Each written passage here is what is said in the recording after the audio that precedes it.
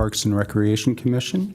It is August 19th, 2025 at 5:31, and I call the meeting to order. Mr. Fisher, may I please have a roll call? Yes. Let the record show that all commissioners are present. Thank you. And for all those that have the ability, please stand with me to do the Pledge of Allegiance. I pledge allegiance to the flag of the United States of America and to the republic for which it stands, one nation, under God, indivisible, with liberty and justice for all. Thank you. Please have your seat. All right, it's great to see a full house. This is actually the first commission meeting from our summer break. We were actually dark in the month of July, so it's great to see well attended.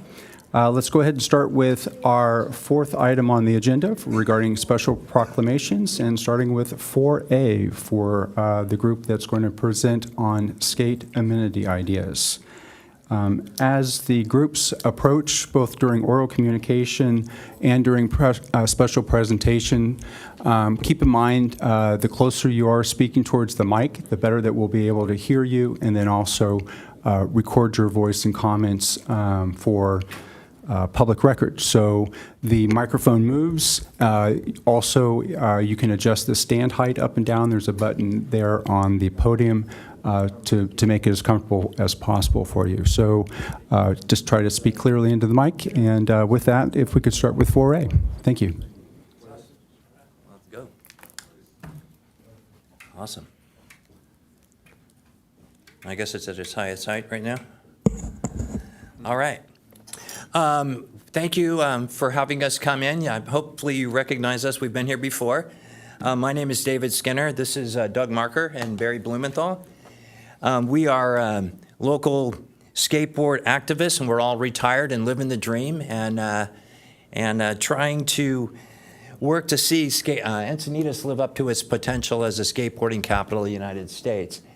We have a slideshow, and I'm going to just run through that, and then my colleagues will just jump in and fill in on things that I forget.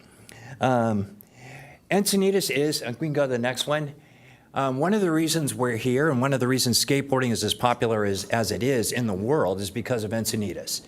The urethane skateboard wheel was developed here in Encinitas, and that's what transformed skateboarding from just a pipeline to the ER to something that you could do at a high level in bowls, in empty swimming pools, on transition and all this. And that was invented here by this gentleman, Mr. Frank Nasworthy. Encinitas is home to countless high-level skateboarders, professional Olympians. The most famous skateboarder in the world is from here. I wouldn't even try to name all of them because I'm sure I would leave some off. All of the pictures of skaters in this are people who live here. So next, these are some of the questions that we have, and some of the things that we hope you can help us advocate for. We want to solidify Encinitas' place as the world capital. It's starting in the United States, but eventually the world capital of high-level skateboarding. And to do that, we need to look at what do we have, how can we improve what we have, what can we add, how can we improve branding, and then draw more world-class events. By the way, these two are also Encinitas. Kian is the young man getting pulled out by Chad Rivera, a pretty, if you know skateboarding, you know he's pretty famous around here. He's legally blind and he skates poods all the time. Okay, next. And so first we'll just go through what we have in Encinitas. And actually, believe it or not, it's a pretty short list. We have Encinitas Community Park, which skaters call poods. There's Olympus Park in Leucadia. And then there actually is another skate spot at Leucadia Oaks Park. Okay. And the Poods Bowl, and Poods Bowl is the only free bowl in Encinitas. It's a home base for Olympians, top skaters. This is Bryce. Bryce has been in these council chambers many times.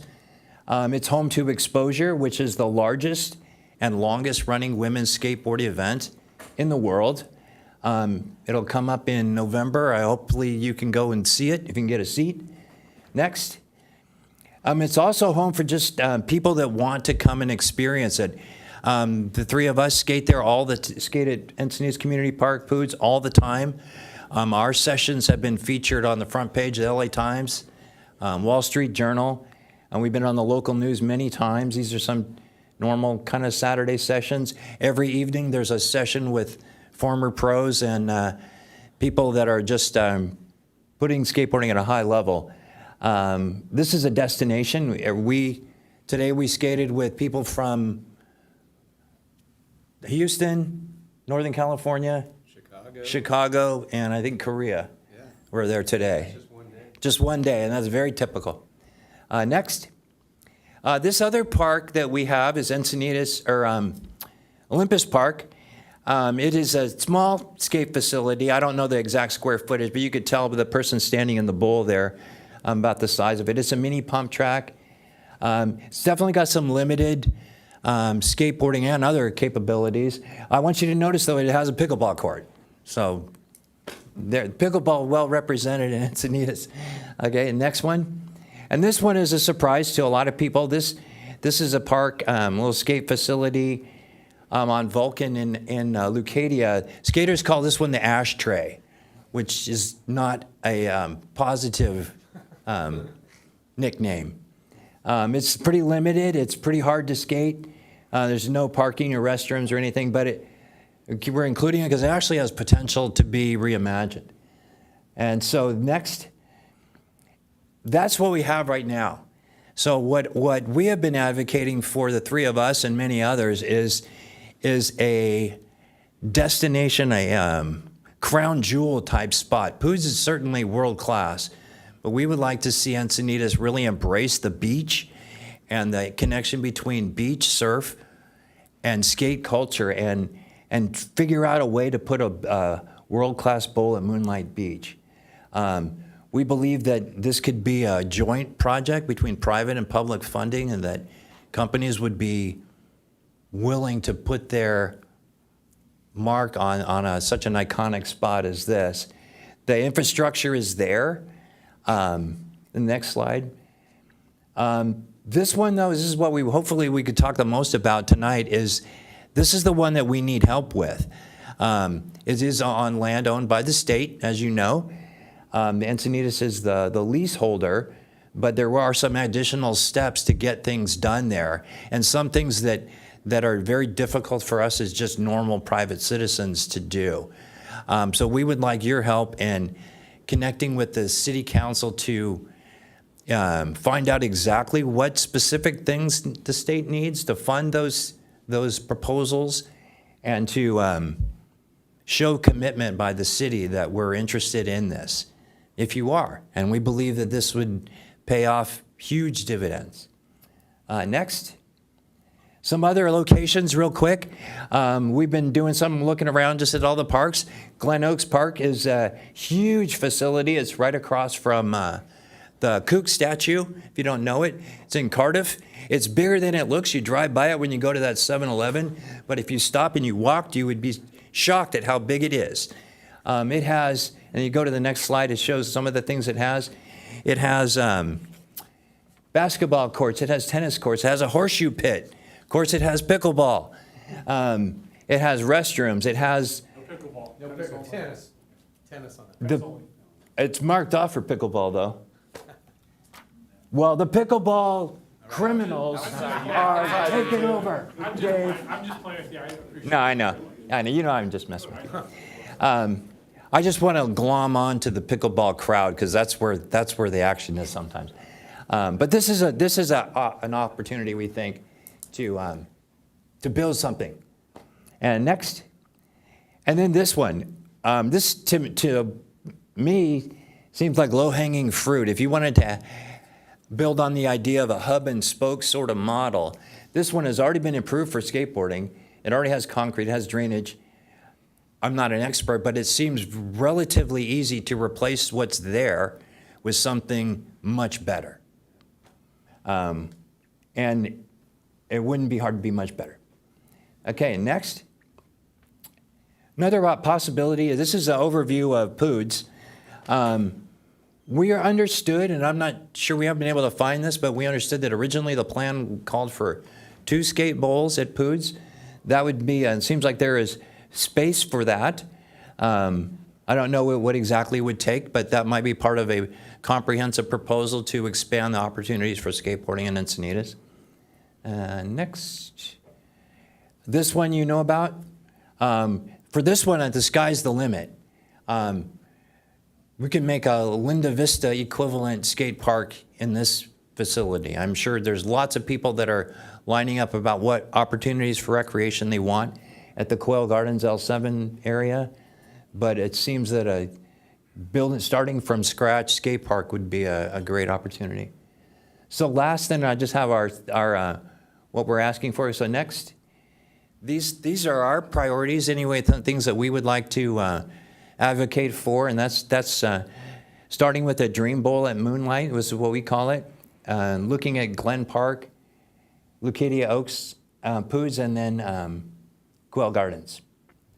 So I didn't intend to be the only speaker, but that seems to be the way it's working out. So do you guys have any additional things you want to? I'll jump in. I would say Dave covered it really well in terms of the overall picture. You know, we're back here exactly a year later, and the 2 Daves were nice enough to meet with us and discuss what was next with the state. He came back and said that we would have to come up with somewhere around $200,000 or $300,000 to have the state evaluate Moonlight. And I just know the way business works and everything, everybody knows somebody. At the state's a big place. There might be someone higher to go to since, you know, Encinitas is unique. I think you've spent tens of millions of dollars building the infrastructure at Moonlight. I would think the state is a big fan of what the city's done. And I would think if you go to them and say, hey, look what we've already done. We need you to evaluate a group that's looking at raising the money privately through donors. They don't want to put up $200,000 to $300,000 non-recourse for the engineering and everything else. It seems like there's always another option.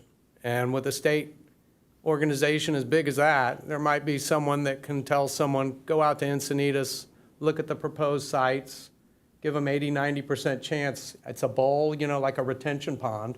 We're not talking about a skate park. We're talking about 3,000 to 5,000 square feet. So I think, you know, no one said no, but they made the bar so high that, you know, someone who's not looking at putting a lot of fiscal pain on the city and do it themselves, nobody's going to donate that kind of money just to say, oh, that's not a good spot. Sorry, there goes your money.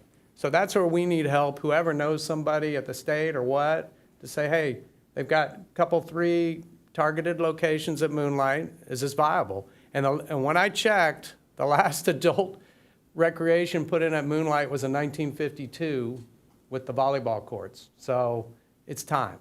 It's time to evaluate it for something more progressive that fits with the city as we go, you know, into this century. So I think Moonlight is still on the board. We just, like Dave said, we need real help with somebody to reach out and say, can you come take a look at this and see if it's viable, and then we could go to the next step. As far as spots go that Dave was touching on, I think the beautiful thing is years ago y'all put in POODS, which gave you this foundation, and like you said, a hub and spokes. So now you're looking at spots, not skates park. You know, you have one bowl in Encinitas. Just 10 years ago, that was very competitive, but now all the other communities have 2 to 3 bowls. So you need at least another couple bowl terrain. Because, you know, this place is unique, has a huge street plaza, but the culture is surfing, and the bowl terrain plays to the surfing culture. So bowls are key. I think Glen Park would be a great way to reinvent that park. It's kind of stale when you go there. There's a couple kids kicking a kickball around in the tennis court. You know, just not a lot going on, but it's such a beautiful area. And as far as skateboarding, you know, we look for flexibility in a site, and if you have aspirations of something grander down the road, an event or whatever, like Poods. Glen Park, like Moonlight, has a lot of flexibility, for bigger things going forward. But also, it's already built.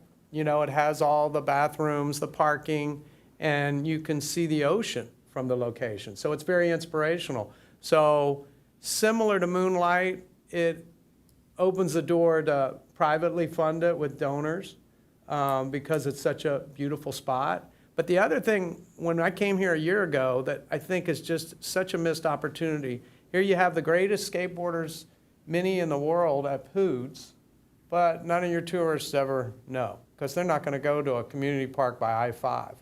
But if they're at Moonlight, they see it, they're getting selfies. It's just, the perception is you are the capital. And so by having these kind of locations like Glen Park, Moonlight, tourists can get excited and say, hey, I'm seeing some of the best stuff in the world, and I don't even have to watch the Olympics. And I think sometimes people forget that this is business, it's marketing opportunities for a city like this, and it translates into room nights. So especially when you have all of these teams of skaters from around the world coming here. Like the other day I was one kid from Taiwan, one kid from France, and so on. And if you have 3 bowls, the family doesn't have to hit the road. They can stay in Encinitas and continue to do their training or whatever the case.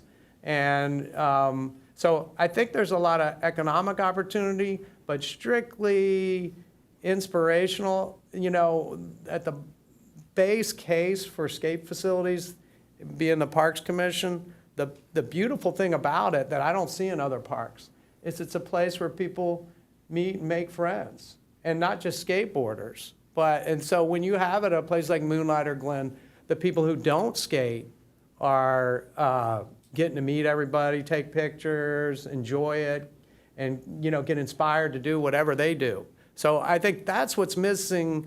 A lot of times communities will check mark, I got a skate spot or I got a skate park.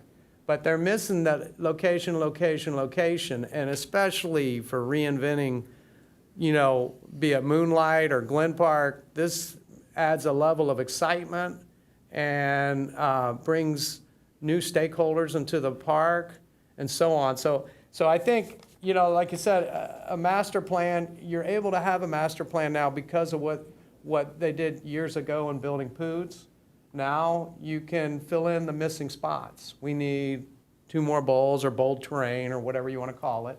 And now we get, where's the best opportunity for it.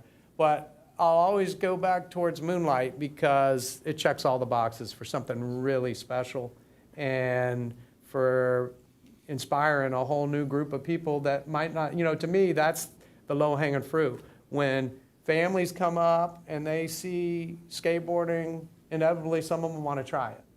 And, so you get people inspired to want to try stuff. And with surfing, that's always inspirational, but a lot of times when the waves are really big and all the rippers are out there, the tourists are taking cover.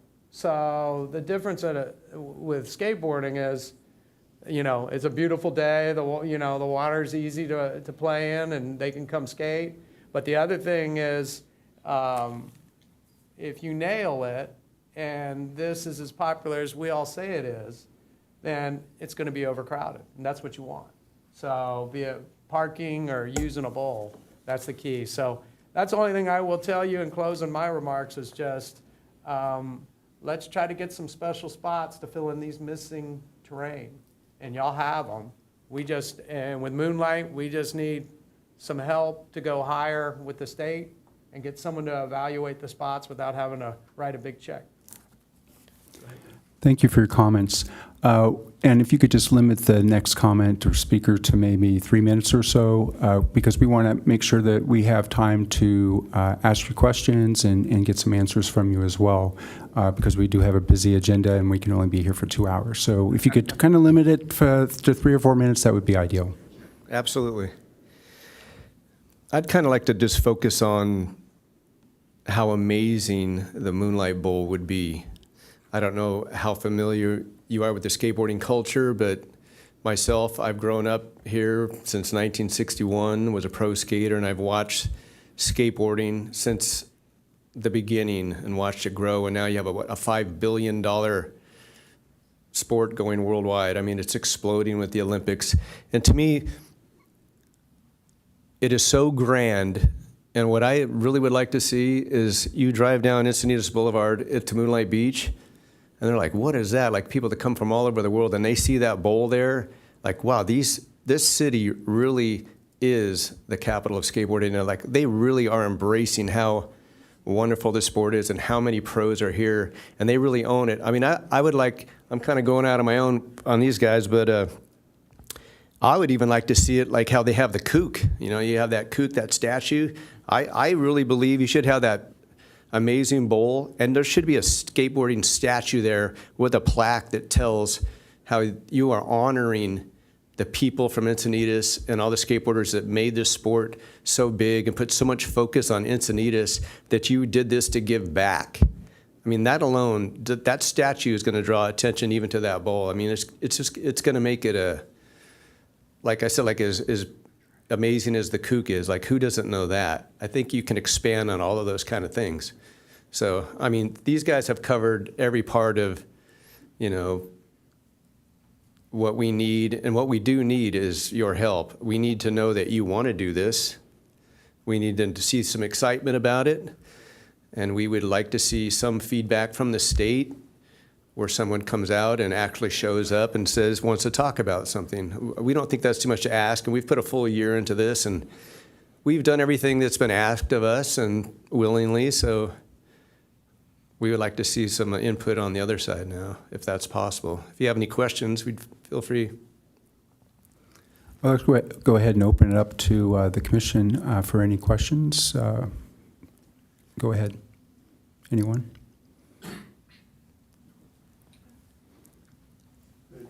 I have one. You mentioned Glen Park as one of the locations for a skate bowl. You'd mentioned earlier that private fundraising you thought would be possible for Moonlight. Do you think it would be possible for the Glen Park location? I thought it had all the earmarkings that, you know, a family would want to donate and have their name on because it's so beautiful, you know. Okay. And that's why I said, unlike Poods, which is kind of sterile, that park just has a sense of place. And, you know, since you can see the ocean in the distance, I think not at the same level as Moonlight, but it has that opportunity. Okay, great, thank you. We got to meet with you and Commissioner Kimball and I as part of the ad hoc for this item that's on our work plan. So I think a lot of our questions were answered in that discussion and in your presentation today. But one question I think was that's important to this discussion is, are there currently skate parks located in a coastal area, like on the beach in the state of California? Well, you probably know about Venice. Venice is a huge, Venice is actually a skate park, and it is, that property is, I believe, is owned by the city of Los Angeles or the county of Los Angeles. I don't know for sure. Little different permitting situation. There's that. There's also one in Santa Barbara. Santa Barbara one is called Skaters Point. It was built in 2000. It's about 15,000 square feet. What we're talking about at Moonlight is 3,000 to 5,000 square feet, and just by reference, Poods is 34,000 square feet. So Santa Barbara has a plaza. It doesn't have a bowl, but it has like a skate plaza. I did do some investigating on that several months ago, and I talked to the Dave's counterparts up there just to talk about maintenance and what kind of additional costs that it. And then they said there was no significant cost as far as litter, graffiti, homelessness, and any of those things that were not present in any other park in the city. They didn't have an additional cost. So yeah, Santa Barbara, those are the two that I'm aware of in Southern California. So I don't know. I know Bondi Beach in Australia, but I imagine there's others. Thanks. Could you share with us kind of what the difference would be in the bowl that you'd like to build versus the ones that are currently in Encinitas. So it sounds like the one that you're suggesting is about 10% the size that Poods is? The bowl we're talking about, imagine a backyard swimming pool. Okay. That's what we're talking about. Now, Poods is an entire facility. It's a plaza. It has that pool, but it also has, stairs, and it has rails, and it has banks, and it has flat spots. It has planters. We're not talking about adding all of that. We're talking about the actual, just we call it a bowl, but it's essentially a swimming pool with no water. So how would the size of the swimming pool or the bowl be compared to The what one you'd at like to Poods? build versus what's currently at Poods? Okay. That's a great question, and That's- that's where the this is it. nuance, and the whole thing is, it's not the budget you have for a bowl or a park. It's how special it is. And what makes it special is the speed that the skater can get with ease. So Poods, that bowl, it's kind of a combination shaped bowl you saw in those pictures. And for its size, it's one of the fastest of its kind. And that's what makes it such a destination. So we want, in that same vein, the only thing that I know that's timeless in skateboarding or snowboarding or surfing is speed. And so this would be, we'd have to go through a process of deciding what's the optimal shape, but our main goal would be speed and flow. So it'd be similar size. Like I said, we're talking about an area, depending on what the city and state would require, maybe 3,000 to 5,000 square feet. So it's not much bigger than the volleyball court. Yeah, talking about footprint, it's a volleyball court, a sand volleyball court. Yeah. Okay. It would be a depth, like Poods is probably 5, 9, 7. This would be, that has a combination bowl, the Poods bowl that we skate now. This would be more of a simple shape like you see in a swimming pool. So probably something like 5 feet shallow, 10 feet deep. That would be the extent of it. Just like you said, an empty swimming pool. That's what it's based on. Thank you. That's helpful to help envision. Other questions from the commission? So I do not serve on the ad hoc that is currently working with you and other people in the skate and surf and volleyball realm. So I have a little bit of an outside perspective that I would just kind of share from being on the commission for 5 years and kind of seeing how the process slowly works. First of all, I would say, love the passion that you guys come in with. I feel it when you speak. It gives me goosebumps. It's like, yeah, go Encinitas. And it's remarkable about the talent that we have in the skate world here in Encinitas. And I do think that that's something that, as a city, we should leverage and promote. So thank you very much for doing that. I know when you have ideas like this and you try to get traction with the city and the community to move forward with the idea, it can be difficult and frustrating. So I appreciate you guys sticking with it. On the same vein, I really want you to succeed. And sometimes to get to the ultimate goal, you have to take some baby steps. So you've kind of listed 5 different places that you could see, placing another bowl in our community. So you had mentioned Leucadia Oaks is already permitted and has an existing bowl kind of right now that could be improved upon to be more than what it is.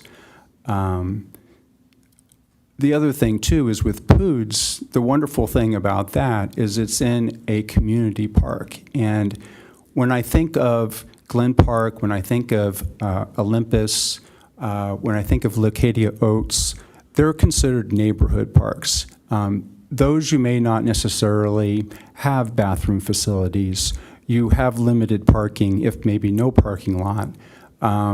So the amenities to support an infrastructure of adding an amenity to a park are somewhat limited.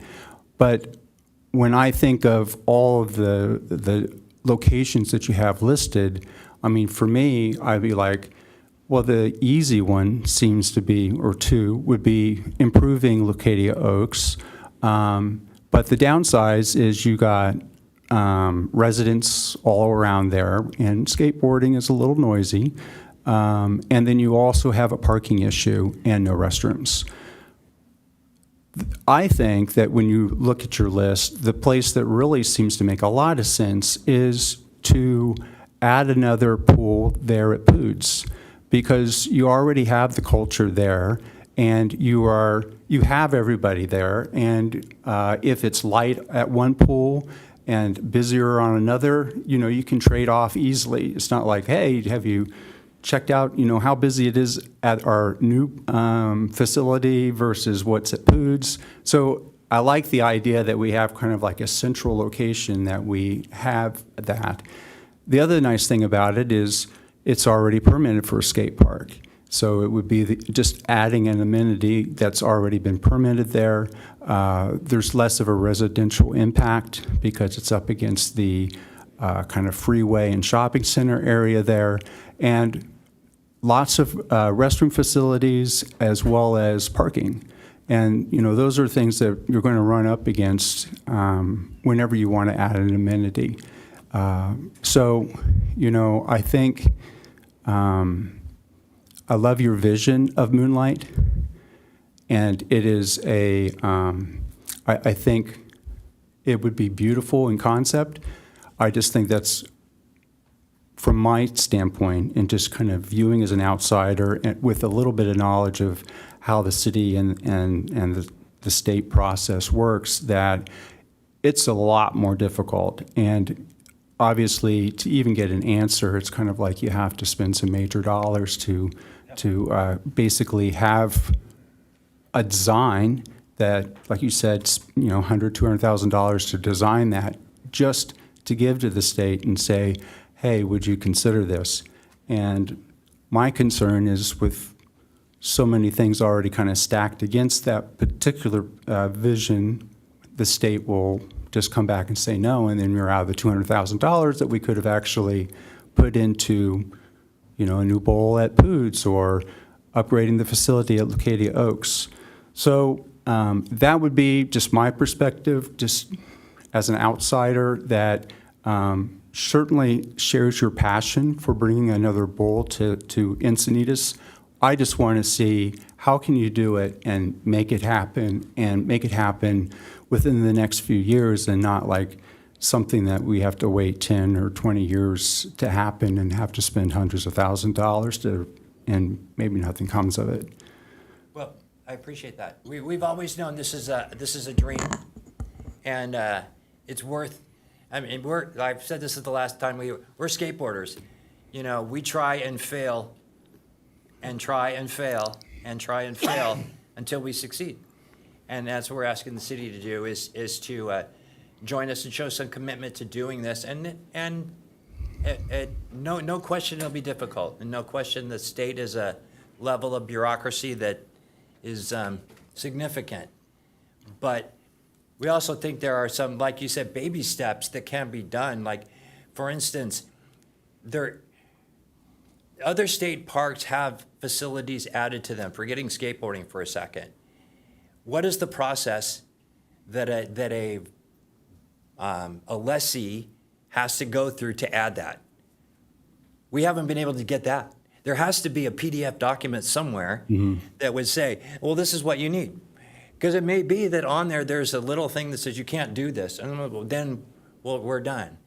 But without even that, we've been in this purgatory of, well, maybe, but it's really hard, but it'd be awesome, but maybe, but it's really hard. So show us that there's got to be a document, or people that we can meet with that know more things, if you see what I mean. So, yeah, we know we're swinging for the fences for sure. Yeah.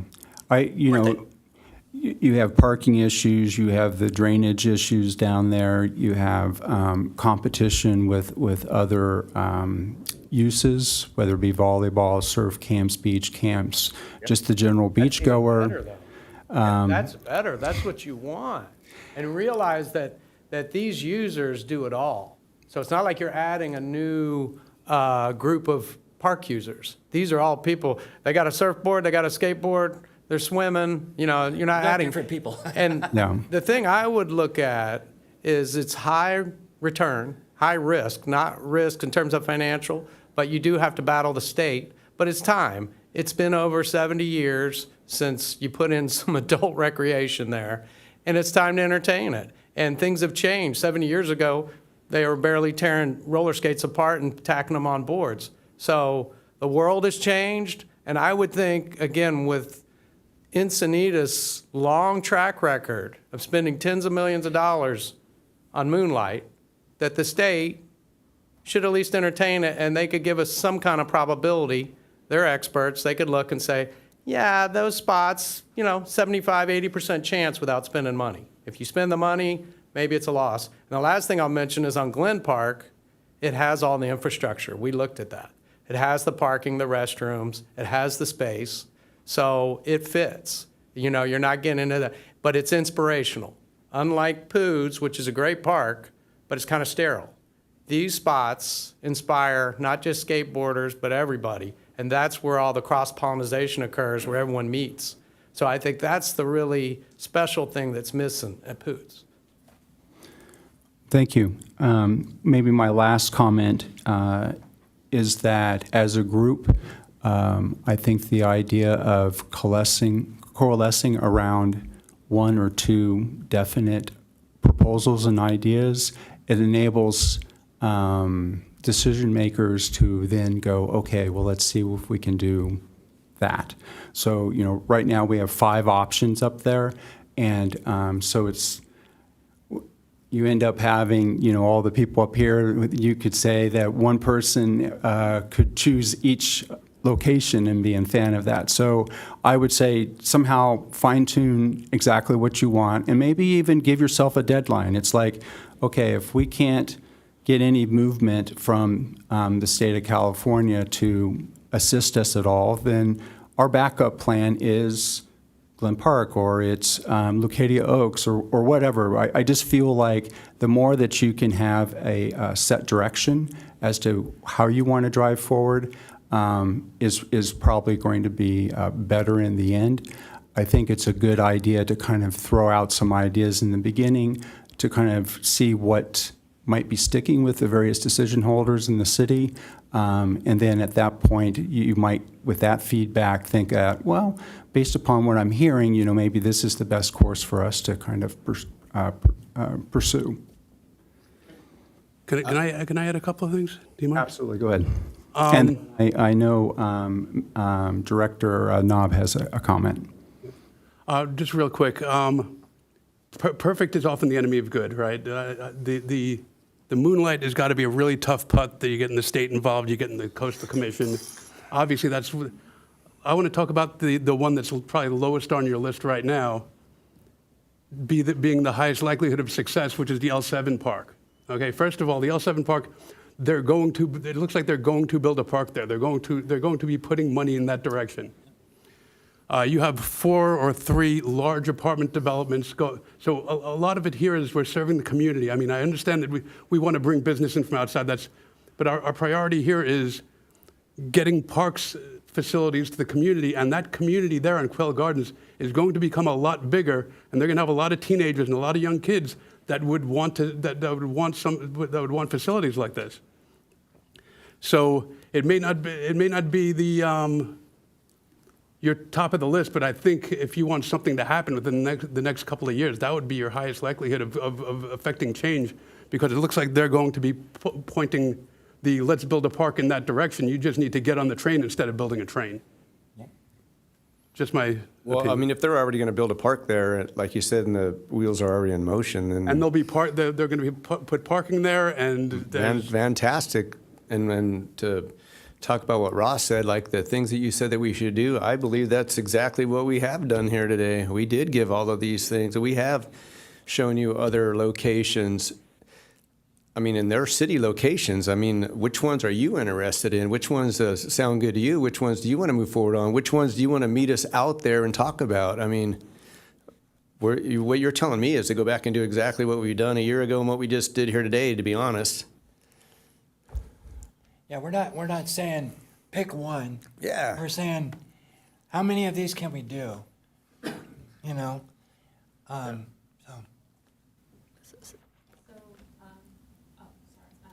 I would say what I'm hearing, we did meet earlier and talked about, Commissioner Daniel and I went for around all the parks.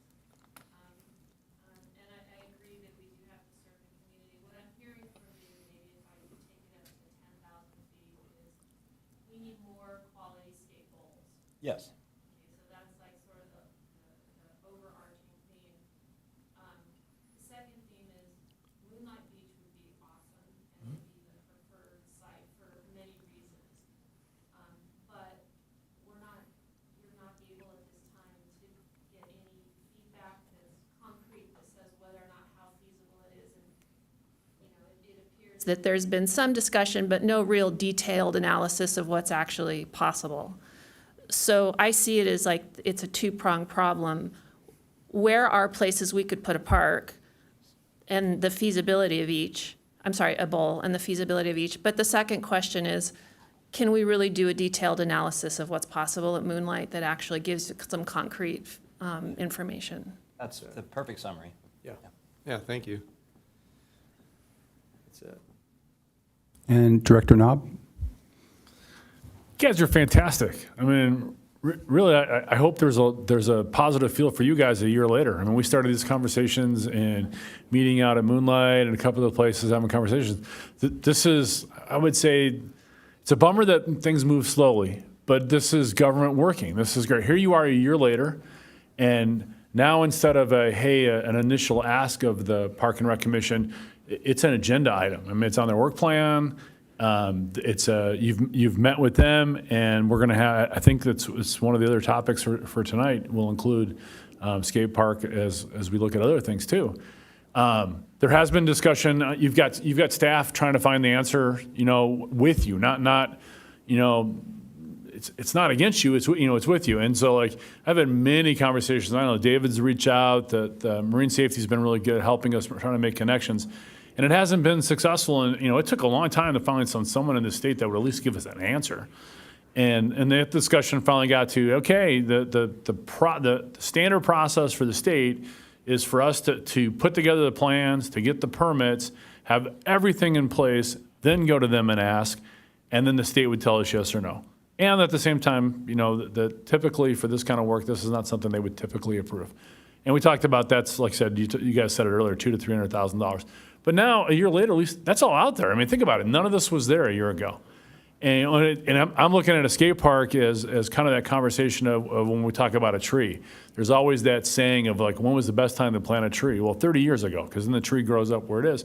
But the next best day is now. You got a skate park. You got wish we had it a year ago. Wish probably before that. But now it's keep fighting for what you want now. It's great. If I could, how many people in the audience are here for the skate park topic? Cool. Thank you very much for coming. That's fantastic. It doesn't take much in this community to drive around and see skaters. You go to the community park and it is packed, and it's exciting. I like to go in when I see the trailer and talk to people about where they're from. So it's kind of cool. Thanks for the share today. So mine just want to say thanks. It's like I said, a year later, I think we've taken some big steps.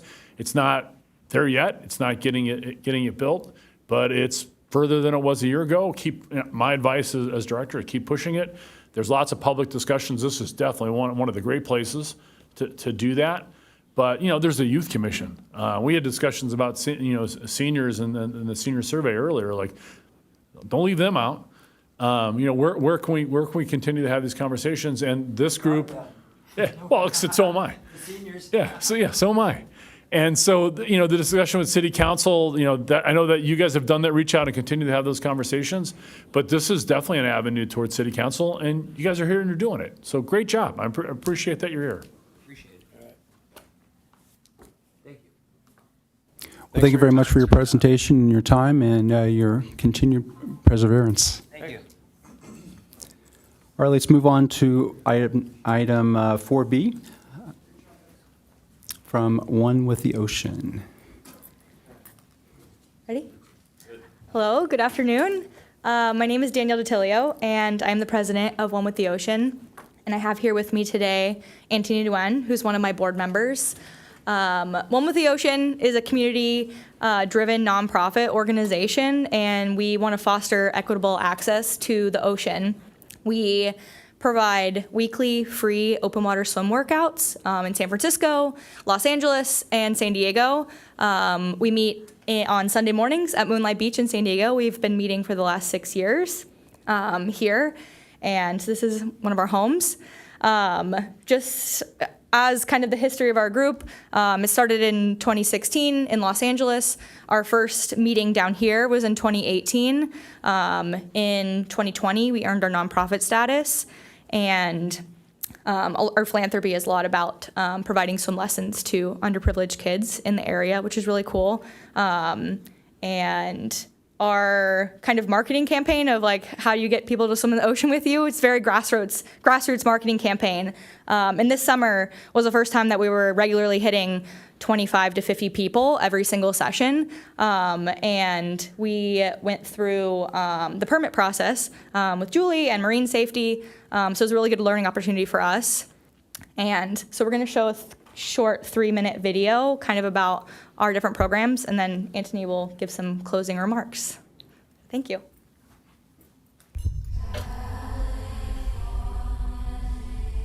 The ocean is our largest feature on the planet, and you feel that. You feel its energy.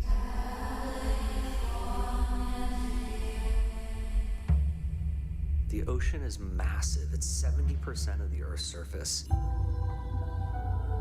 Well, to me, the ocean is a living animal. It has its own personality, and it changes from day to day. One with the Ocean is a community of swimmers with groups up and down the coast of California.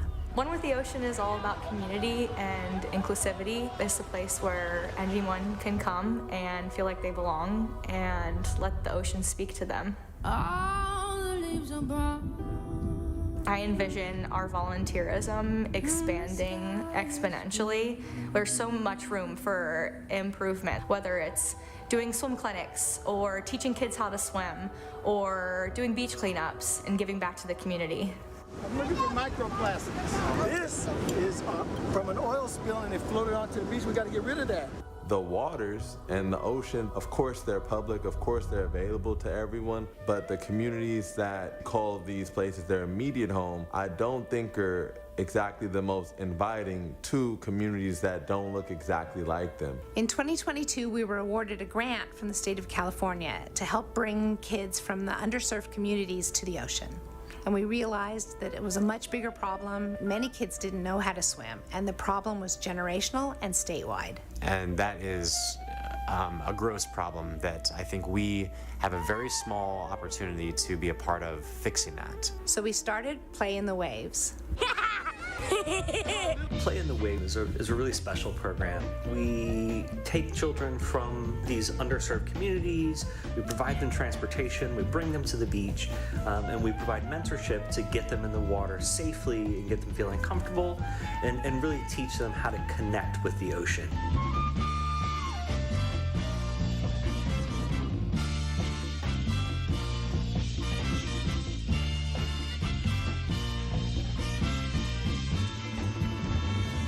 But I think what's important is shifting the perspective and understanding that the beach and the ocean belong to us all. So if we can help kids create positive experiences in the water and find a love for the ocean, they're much more likely to then pass it on to their friends, and when they have kids, share it with them as well. So this can create a whole new generation moving forward of ocean lovers that ideally will then want to also protect the ocean.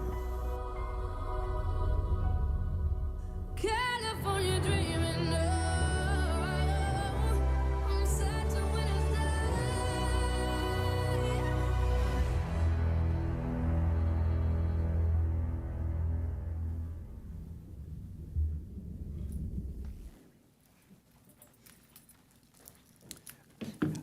So hopefully that short little film that we produced there kind of shows what our mission is, and we actually came up with a mission statement called the 3 C's. First of which is what Danielle already spoke about, our swim workouts in the ocean, where we help people of all abilities, from complete ocean water, open water swimming beginners to pro triathletes and Olympians. We get them in the water together, and we perform these workouts where everyone is swimming together. No one is left alone. That's our core mantra. Everyone has someone they can swim with. That's our community. That's the first C. We bring people together in the water. And that's what helps us build to the next two parts, the next two C's of the three C's. The second is conservation. As we know, there's a ton of trash that gets left there by tourists every summer. We always lead beach cleanups before our swims, and we would love to be able to bring awareness to protecting our ocean. Bringing awareness to things like limiting single-use plastics, just taking good care of the ocean. In fact, we actually have, if you ever go to Lazy Acres, we are part of their Enviro Tokens program. So if you go there and you shop and you bring a reusable bag, instead of purchasing one from them, they give you a little token worth 10 cents. We are one of the boxes at Lazy Acres. You can put that 10 cents in there, and that little bit of 10 cents helps us kind of promote these programs where we can bring awareness to marine protection. But more importantly, and I think as the video shown and what we talked about, is the Play New Ways program, and that's the third C, which is change. Our organization is hoping to bring change to the world and allowing people from underserved communities to enjoy the ocean just like we have.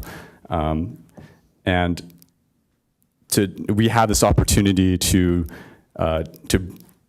show young children from these communities that perhaps they didn't know that they can go to the ocean, and that they can swim in the ocean, and help them understand, what it is that's so special about where we live and what we partake in. So those three things together is kind of the core of what we're trying to accomplish. One thing I've kind of just seeing the passion of the skateboarding folks here reminded me of the fact that San Diego is the birthplace of triathlon. Yoga was introduced to the West right here in Encinitas. And the fact that these guys are trying to be the skateboarding kind of capital of the world, I mean, I can totally see that happening. And I think Encinitas and One with the Ocean can do the same thing with bringing awareness to the ocean and having people appreciate it and protect it and partake in it. It's something that we're all passionate about, and just getting people out there in the ocean, appreciating it, getting a good workout in, getting them outside in the sun. There's just so many benefits that I think and value that we as an organization bring to the community. And I think this is one thing where the entire world can benefit from this. And I think what our operations is scalable. We can do this across the entire planet. Wherever there's a body of water, you can find someone you can swim with and get that connection with the open water, with the oceans. And with that connection, you're going to want to protect it. And if you can then take your experience and wisdom of being in the ocean and wanting to protect that and pass it on to the next generation, I mean, that's just a perpetual thing that can go on forever, right? I think one of the things that we kind of were asked to kind of present is, how can we, what can we get from you, or how can you help us achieve certain goals? I think, just as Danielle mentioned, we went through a process of getting our permit. Again, thanks to Julie for really going to bat for us and figuring out ways to help us get that permit, because who we are and what we do didn't really fit into one of the standard buckets that the permitting process goes through. So again, thanks a lot, Julie, for helping us with that. I think really one of the big hangups was with marine safety, and not as them as an organization, but the fact that they have kind of constraints and restrictions that made it difficult for them to kind of give us an easy sign off. As Danielle mentioned, we're at that level where we're getting 20 to 50 people, which is hitting right kind of that permit level where we need to get a permit to run our operations, to run our swim workouts. And I think, again, it's not that Marine Safety was being hard on us. It's just that they were looking at, hey, we don't have a ton of staff. There's kind of a shortage of qualified personnel that they're looking for. They probably don't have a great amount of funding. So for them, it was a huge challenge just to figure out how can they kind of accommodate us. And I really do commend Captain Dave and Lieutenant Drew for working with us and helping us get that permit. Even though it's gonna, I think they were feeling the pressure of like, how are we gonna deal with this?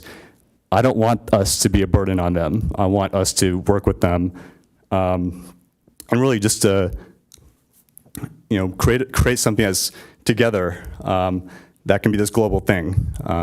So I don't know, what the budgetary constraints are for marine safety, but I'm sure they have some. And this being Moonlight Beach, right? This is kind of why we're all here, right? It's this amazing thing that we have that way, right? So I don't know. This is our first kind of foray in talking to local government. We'd like to learn more from you guys and kind of see how can we help benefit them and us together. Just to give you an idea of what we've done, there's been, I would say over the course of the 11 years that we've been doing this, probably over a dozen people have swam with us and trained with us and are now ocean lifeguards. We have one guy who, despite being older than the age limit for Navy SEAL training, he actually was older than that limit. We helped train him, and now he's a Navy SEAL.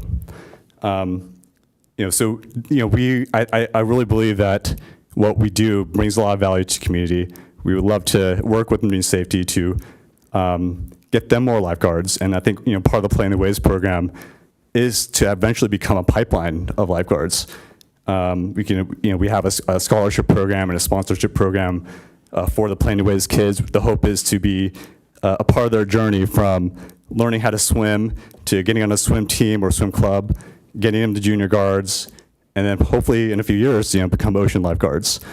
So I think, we have this opportunity to, I say, become like the world capital of marine safety, all starting from here in Encinitas.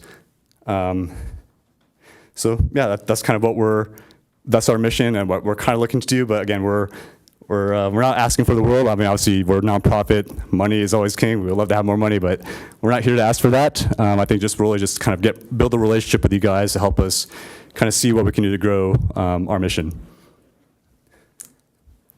Thank you very much for the presentation. Could you speak more specifically as to what your organization is looking to do in Encinitas with regards to, how many classes you're looking to hold or where you're looking? I know it sounds like you've already gone through the permitting process. I'm just kind of curious as to what the scope of what your work would be here in Encinitas specifically. Right now we just have Sunday workouts, and with the permitting process, kind of the consensus we came to is kind of doing it in waves of 24 people. So we have a sign up for until the end of the summer. And then after that, we're still capped at 50. And that's like kind of the cap of what marine safety can handle from our standpoint. We've had sessions where we had 100 people, like one time ever. But so we would love to be able to invite anybody that wants to come, and there doesn't have to be kind of overhead with that. I think ultimate vision is that we can have like multiple concurrent sessions going on the weekend or during the week. Currently, Encinitas Marine Safety can't handle weekday workouts, so we can't expand that way if we were to want to stay in Encinitas. So that's kind of our vision of expanding. I think right now just having kind of stable workouts on Sundays is like our current vision for the next year or two. But later on, even bigger. Anything else you want to add? And do they sign up on your website? Or how do they end up knowing? Because you're not currently, you don't have a contract with the city to provide, or do you? We do just as of last week, I guess. Okay, so you have a contract and a permit? Yeah. Okay. Yeah. We've been doing signups just since July, when we found out about kind of the permitting process and being over 25 people. So before that, it was just like, just show up type of thing, like open to anybody that wants to come. So right now we do have signups, and they sign up, on our website. We use this app called Halo for communication, so they just sign up there. But you're not part of our city's activity guide? No. Where you go through that process? No. Okay, so you're still your own independent nonprofit. You're dealing with your signups and attendees. Yeah. You basically just worked with the city to get a permit and to kind of work within the realm of marine safety's requirements on group size. Yeah, and I think for next summer, like, we're definitely going to have to figure out how we want to do this, because this is kind of like last minute cramming. How are we going to do signups? How are we going to limit the number of people? But yeah, we're definitely going to work with Julie and Marine Safety for next summer. Like, how can we best fit these constraints? Yeah. Great. Any other questions from the commission? I'm sorry, just one note on that, if I can just add that. For us, with the Playing the Waves program, the change part of our mission, it really comes down to a numbers game. What I didn't mention was that our swimmers in our community are mentors for the Playing the Waves program. So the idea is we help people get comfortable in the ocean. We help train them to be able to gain experience and again gain wisdom that they can pass on to these kids. If there's kind of a limit to how many people we can come to our workouts, that kind of limits how many people we can train to become mentors, and that can then get into the water with these kids. So for us, we were just about to embark on a big marketing campaign to get more people to come swim with us. But obviously, we have to make sure that we're doing things in the way that the city of Encinitas feels comfortable with. But I think we will get to the point where it's like those constraints kind of help make it hard for us to achieve our mission. And again, involving Encinitas to be this kind of global hub that can be a global thing. I had a question. You mentioned the Sunday workouts. Are you planning to do these year round, or is it just during the summer? We do them year round. Year Yeah. round, okay. Yeah, the only thing that takes us out if it rains within 48 hours. Okay. Yeah. And are you required to have, we have lifeguard service for part of the year, but there's a part of the year you don't really have lifeguards much. Do we have to, during those winter months, is it required that you have to have someone from marine safety there? Yeah, and I think they are staffed year round, just at a smaller Right, it's capacity. just not as much, yeah. Yeah. Yeah, and again, the permit that we've gotten is all signed off by Marine Safety. So that was, we wouldn't have that if Marine Safety didn't sign off on the permit. Okay, so all of your events then will be with the marine safety personnel? Okay, thank you. Any other questions or comments? I do. Is the Sunday workouts, is that the first C, the community, not the change C? Okay. Well, the community is what allows the change to happen, and that it's us again training our swimmers to become mentors for these kids, that we can then change. That affects the change, right, where we can get these kids from underserved communities to get in the water. One of the organizations that we work with is called Kupanda Kids. They are children of refugees from Congo. And I don't know how much you know about certain parts of Africa, but they do not swim in the ocean. They don't go near bodies of water. And when they've come over here as refugees, they brought that same, really a fear of the water. And then as their children are born here, they basically just passed on that fear. So what we do is help these children overcome that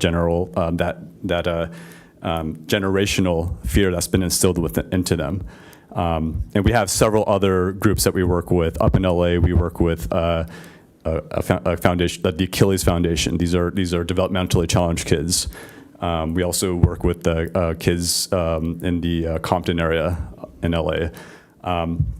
So again, all these three things, to us, they're three pillars of this big foundation that we want to grow. Without our community, we don't have Playing the Waves, because there's no mentors to be in the water with the kids. And then if we can't do that, then we can't show the next generation, hey, it's important to protect and conserve, which is that second C. Thank you, and I think we have one more question. I just wanted to thank you guys for coming in. I swim with One with the Ocean on Sunday morning workouts, and before I swim, I clean up the beach. And in the summer, it's quite the task. But it's been 20 19, I think I started swimming, and the community is definitely there. And I met some amazing people, so thank you guys for coming in and for what you do. Thank you, Julie. And thank you very much for your presentation. We certainly appreciate it. I learned a lot tonight from you, so as I'm sure the other commissioners did as well. And we'll look at seeing you there on Sunday sometime. Yeah, come swim with us. All right. Yeah, 9 a.m. we start, and by the big palm tree, and then just for everyone here, onewiththeocean.org. That's our website. Awesome. Got to get that last plug in. All right, fantastic. Let's quickly move on to 4C. We have Director Knob to speak on the Senior Scholarship Program. Thank you very much, and I'll be quick. So we have been approved for a senior scholarship program this year, which means we have a budgeted item. So the first step in that is going out and seeking donations. So anybody in the crowd, or anybody that might hear this, the Parks, Recreation, and Cultural Arts Department can definitely receive a donation. And we will gather that so we can help seniors and provide more opportunities without financial denial, with more opportunities. Like I said, we're approved to accept donations. First year goal is $10,000. And looking hopefully to start giving out scholarships, awarding scholarships to seniors by November 1st. Still working on the program. But definitely seeking donations, and we look to make a difference through this. Any questions or comments from the commission? Just one question. How are you collecting the donations? Is there a QR code or somewhere on the Encinitas City website to direct people to? That's a great question. For tonight, it's a phone call to the Parks, Recreation, and Cultural Arts Department. But as we go forward and put something out there, that's a great idea. And there is a spot on the city website for donations to the department, and you can choose what you'd like to put your money towards. Vice Chair Evers? Yes. Thank you for the presentation. This is a great idea to have for the community. I was just wondering, is there a certain area that we kind of see that there's a need, or what feedback are we getting from this community, from the senior community, on where it could be used? So, not denying any area where there's a financial need. This is a great community, a growing senior population in it. You just saw very active seniors discuss skating. I mean, I love that. And so for me, I think looking at the opportunity for scholarships for seniors in that age group, it's that being active, I hope. Hope that we get them out there. We do a lot of great programming through our senior center at the Senior Center Community Center. And, so we have a population who we know if they had the financial ability, maybe they'd take more classes. Maybe they'd come to Pacific View and try some arts. Maybe they'd find some programmings at the community center. But look for those opportunities through the Parks, Recreation, and Cultural Arts Department. And then I assume the program will run somewhat like the youth scholarship program, where there would be an application that an applicant would fill out based upon income level and other criteria? Yes, sir. And do they have to be an Encinitas resident? Ooh, okay. There's a question I don't have answered yet. Okay. Okay, so yeah, but I tell my staff we're following the path of the youth scholarship, and the answer to that is yes. Okay. And then I would also just kind of note for those that may not be aware, a lot of senior programming that's done at the Encinitas Community and Senior Center currently offers programming for seniors to 50 and older. For $7 per class. So it's already discounted for those programs, but there are lots of programs that we do, particularly through the Pacific View Arts Center, that doesn't offer that type of a discount for age 50 plus. If I could add, you hit that perfect, thank you. And that, yeah, we have senior programs, that would be $7, but if it's a program that's open to all, a lot of the arts programs, those are the full price, so looking for those opportunities. Fantastic. Well, thank you very much. All right. Well, we're done with section 4. Thank you very much to the audience members for making it through to oral communications. We certainly appreciate you taking time out of your evening to come in and make a public comment for the record. We certainly look forward to hearing what you have to share with us. So thank you very much for your patience to kind of get through the meeting to this point so that you could speak. Mr. Fisher, who do we have for our first 3 people? So for oral communications, it's people that submitted a white speaker slip. And so we have 1 white speaker slip for an item, for items not on the action items for today's agenda. And the speaker is James Gilbert.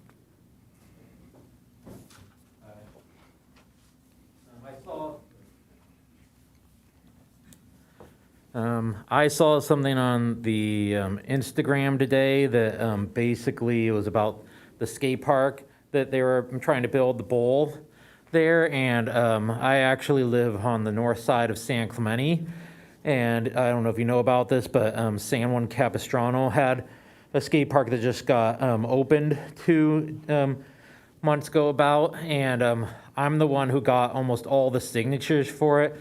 At least 5,000 to 10,000 signatures. It got them like 3.2 million, and almost everybody signed it. Carrie Ferguson, who was the ex-mayor of San Juan Capistrano, actually ran it, and I gave it to her, and she went through all that and got the money for it. I think it had something to do with Dana Point too. It's like right on the border of there. So I mean, I guess the other people here left. I don't know if there's any way I would be willing to help. If they got a petition with like the mayor or the ex-mayor, I'd be willing to help them out too and get them a bunch of signatures for it. So I just thought I would come and mention that. I know they mentioned some of the parks there, like the one by the railroad tracks. I think that's Oaks Park. That one's kind of like a joke. I mean, tell you the truth, they put like a 3-stair. I think they have something in the middle. The ground is uneven, as I recall. I remember even before my injury 16 years ago, doing the complete splits. That park just, the banks were like too steep. Like around it just hit and it wasn't like smooth. That would be nice if they could redo that. I know actually, like they were with the skate park in San Juan, for example, with all those signatures I got, when I got the petition, it was supposed to be on the other side of the Boys and Girls Club there, and it was supposed to be a 20,000 square foot skate park.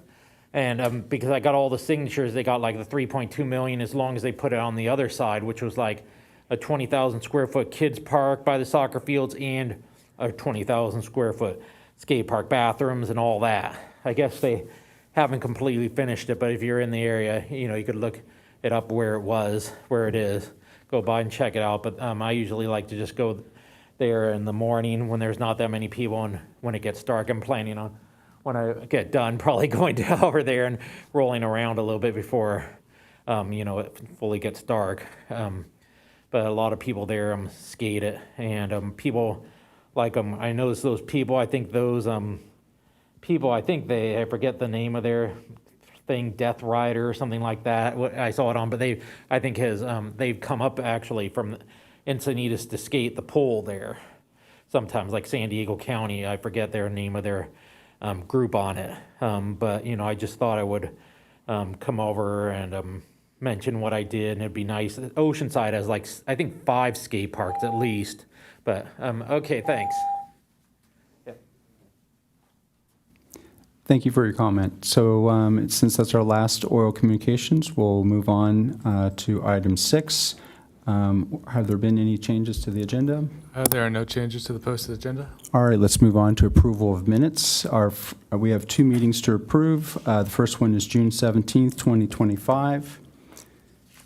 And on that one, it looks like Commissioners Cormorant and Quinn were absent.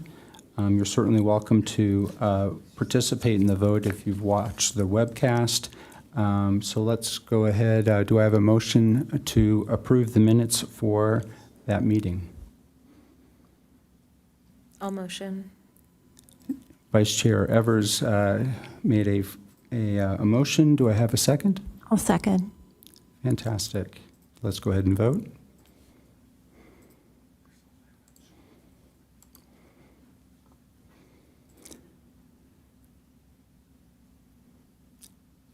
All right, so that passes. Let's move on to the August 7th special meeting minutes for the Recreation Services Tour. During that meeting, Commissioner Kummerat was absent, so all other commissioners would be available to vote. Any changes or revisions to the minutes? All right, may I have a motion to pass the approval of the minutes? And a second? I'll second. And let's vote.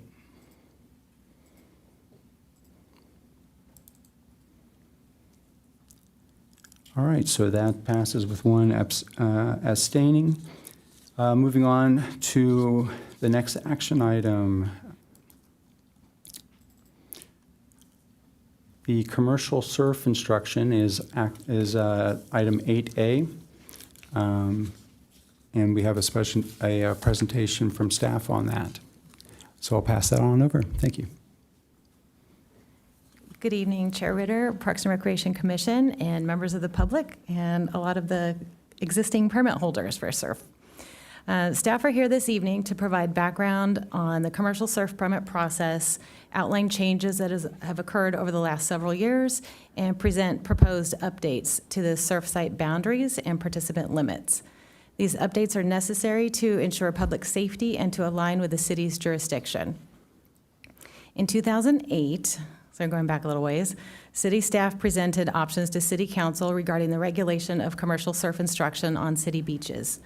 City Council approved the ordinance effective in summer of 2009, which established 8 designated surf sites and permitted instruction Monday through Sunday, excluding Independence Day and Labor Day holidays and holiday weekends. Hours of operations were set from 8 a.m. to 5 p.m., with all sites required to be vacated by 5:30 p.m. So several years ago, the city learned it did not have the authority to issue permits north of the Grandview staircase. And at the time, 2 permitted sites were located in that area, one just north of the staircase and another at North Grandview near Ponto Beach. Beginning in summer 2024, those sites were relocated, one just south of the staircase at Grandview and the other to Stone Steps Beach. Similarly, at Swami's Beach, historically permitted for 2 sites accommodating up to 36 participants each, it was discovered that the permitted areas fell outside the city's jurisdiction, and the property line extends just south of the lifeguard tower. So the area that is south of that line is owned and managed by California State Parks. For summer 2025, City Council directed staff to adjust the site boundaries to accommodate all qualified applicants and evaluate the program at the end of the summer.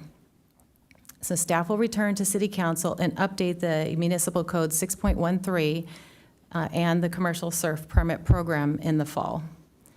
So given these jurisdictional boundaries, staff are recommending updates to both the designated surf camp and lesson sites, as well as adjustments to the maximum number of participants at each location. So this evening, we are presenting the proposed new sites for your consideration. Maps of the proposed areas are displayed right here on the dais and then at this back window of council chambers. And we will take a brief pause now to allow commissioners and members of the public to review the maps before we reconvene and open the floor for public comment. But hold on, sorry, one second.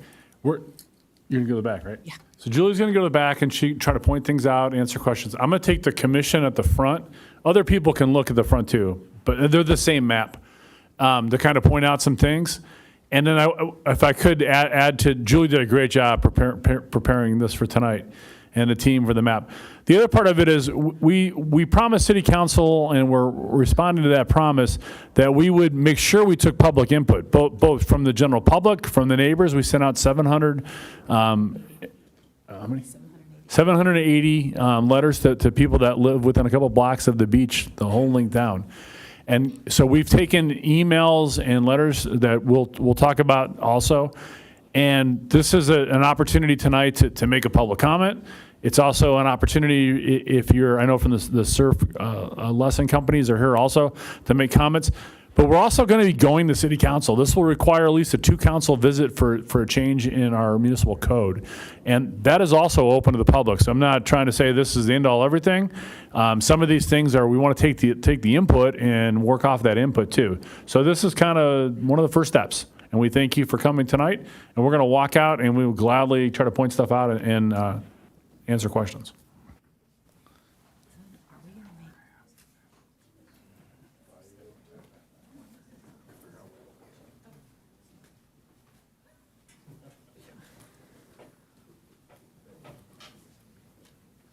Okay, this is like map 5 or 6, not for the lines I'm trying to get a map this long. So there are things that definitely not every room is alike. So let me point some things out. So let me go all the way down. So if you want me to turn it out, either through evolution or this kind of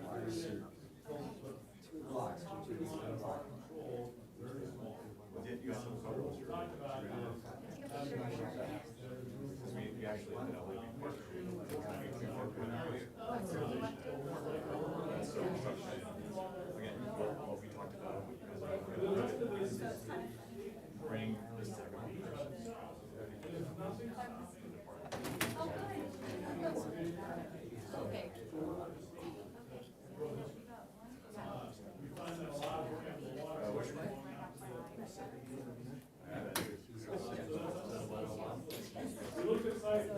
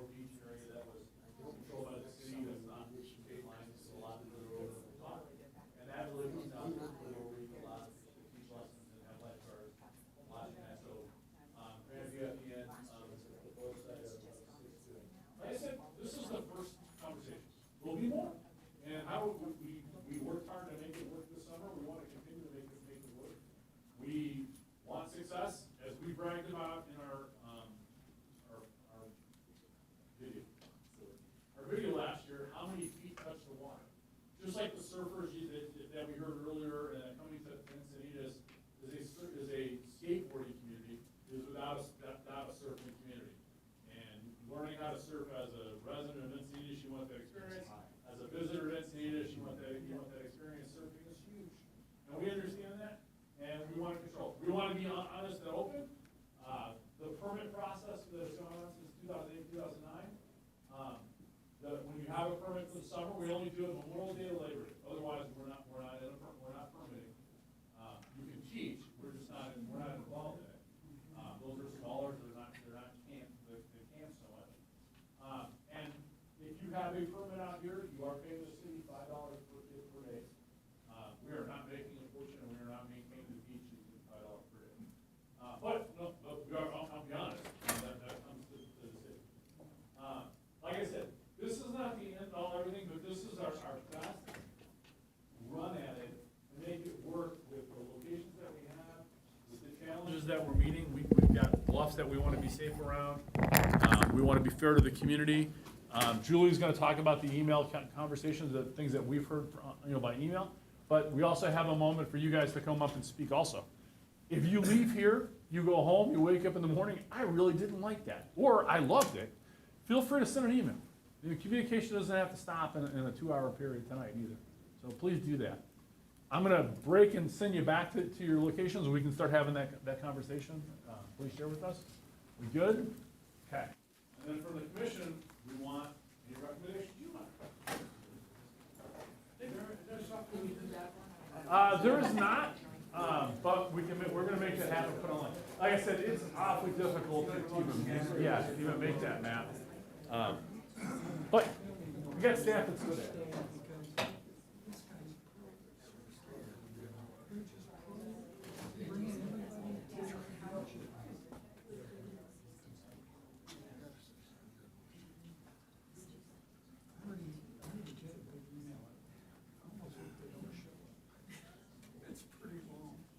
I'm just going to look at that. So Ross, just to make you aware, we've got the comment about what we got in emails too. Do you want to go ahead and suggest going with that first, and then we'll go ahead and have communications from the audience. So if you'd go ahead and share your the input. So as of 4:30 today, and I just checked our email, we haven't gotten any since then, we received a total of 14 public comments submitted via email, which were posted with the agenda this afternoon. So concerns included some of the following: limit 1 permit per beach, parking impacts, traffic, overcrowded lineups, which resulted in loss of access for the locals, use of prime locations, lack of restrooms at some locations, safety due to proximity to the bluffs, use of an air horn, and overnight parking on site. And 8 letters of support were provided for some of the surf schools as well.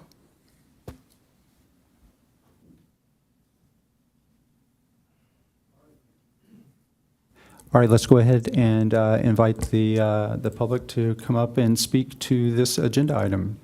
You want to go ahead and give the first 3, and we're already at 7 o'clock, so let's try to make sure that you stay within your 3 minutes, and then once we're done with the speaker on deck, if they could be available to go up as quickly as possible. So thank you. All right, so we have 10 speaker slips on this item. And the first 3 will be Matthew Allen, Jake Hernandez, and Maria Allen.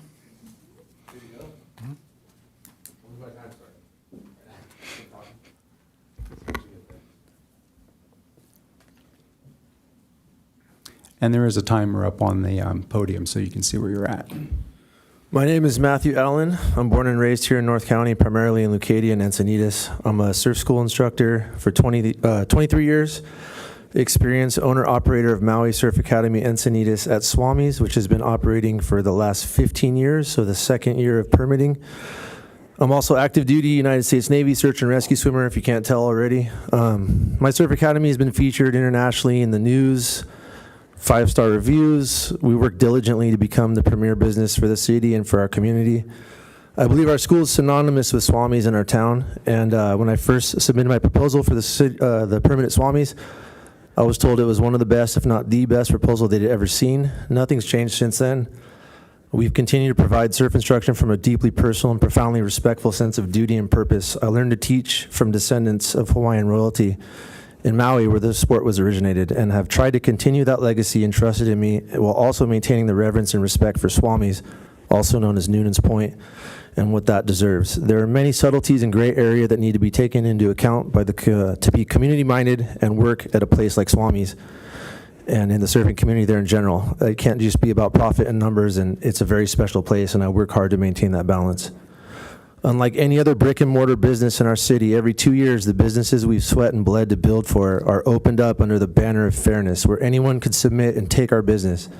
Needless to say, every 2 years is terrifying, but after a while, we start to develop a feeling of safety, and I guess the hope that our city representatives will protect us, what we've put our hearts and our time and our effort into building something for ourselves and our community. I know of no other businesses in this area that are forced to operate in this manner in our city. I think we should be afforded the same rights and protections as every business owner in our city, and that doesn't need to be threatened with the loss of it and our loss of income so easily, especially when we paid our portion of taxes and we also pay you guys a portion of our profits and we aren't protected at all. In the never-ending quest for bigger and better in Encinitas, and the new, shiny, small family business is being like bulldozed over. Our business model is small and personal and family, and I want to keep that representation here. It's what makes our city special. Most of us that have had these permits for 10, 15 years plus have, like I said, we've sweat and bled to create businesses that were barely even a viable option in the past. I grew up here and, you could never make money from surfing, and now, we're established businesses and we're always trying to be pushed out. I'm losing my time right here. I just think it needs to be revised. The permitting process is modeled after the city of Del Mar, and they get their permits and they keep them. They keep them until they're done. If they don't want them, there's a lottery for them next. And I just want to make sure, we keep what we build. We work hard for this stuff, and everyone here deserves it. I don't care if they're new, I don't care if they're coming, but we all need to be afforded that same security. Thank you.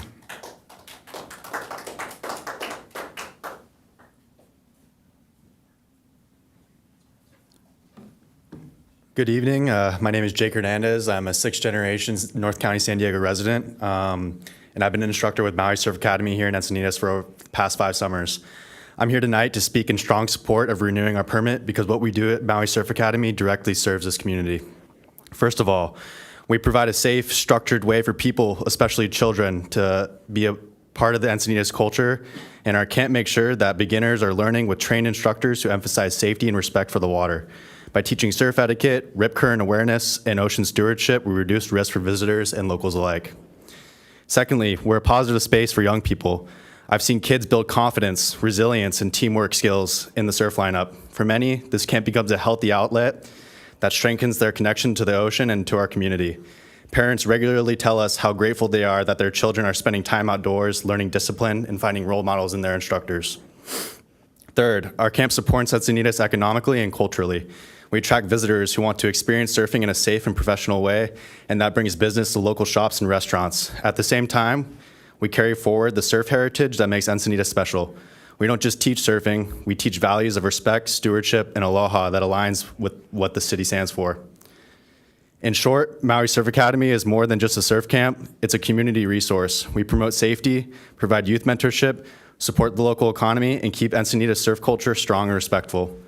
I respectfully ask that we continue to support our permit so that we can keep giving back to this community that we love. Thank you. Thank you for your comment.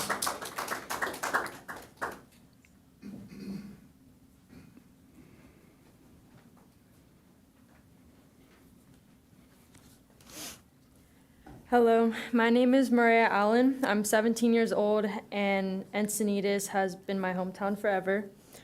I grew up attending my father's surf camp since I was 3 years old, and it played a formative role in my childhood. And not to mention, many of my friends have attended the camp for the past 15 years. For me in the beginning, camp was simply going to work with my dad, and eventually became me working as an instructor. My dad has run this camp through thick and thin, and one day I would like to inherit this business. It is unfair to my father to constantly change and make things more difficult for him. This business, this is life, and mine as well. In addition to that, our surf camp has shown to be a great place for kids to learn essential skills. We don't teach them how to surf, but we also teach them how to read and understand the ocean and many techniques that you can't learn elsewhere. Some kids come to camp terrified of the water and hesitant to try surfing. We go out of our way as instructors to make them feel comfortable, happy, and safe, and obviously those are our top priorities. And those kids who come afraid end up being the kids who love and spend the most time in the water. I've witnessed how stressful it is for my dad to constantly reapply to keep the business we built. And I'm not too knowledgeable about the business side yet, but my goal is to move into that position. And it's not a good model to constantly threaten to take our business and livelihood away. And I would really appreciate nothing more than to have some safety and peace of mind, knowing that our business will continue to be ours. Thank you.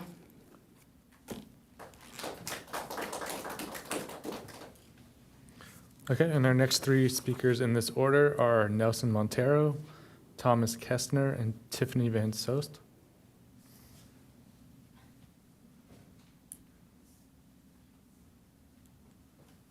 Hi, good evening. My name is Nelson Montero. I have a business in Encinitas for the last 22 years. I teach Brazilian Jiu-Jitsu, and we have over 350 kids in my school. And I know Matt for over 15 years, and he's been working with us. We do summer camps with my kids. We have kids that are the autists. And like I said, Matt is being work with us through the surf camp, Maui surf camp in Swamis Beach. And it's a blast to have him as a surf instructor, the work that he's been doing, especially at my school. Every year we do these camps with him. And I hope that he continue with his license at Swamis Beach. Like I said, for so many years he's been doing it. And I see him, his daughter, he's a single father that it's just example, like as a person, as an surfer instructor, and that's what I want to say, that I really hope that you guys don't take his license away, and so we can have him in the community. Thank you so much.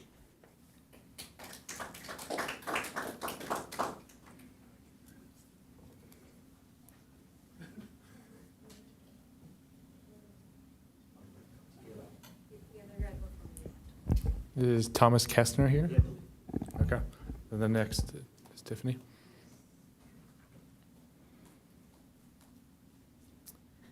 Good evening. My name is Tiffany Van Soest. I've been an Encinitas resident for 15 years and a Swami surfer, as well as a retired professional fighter.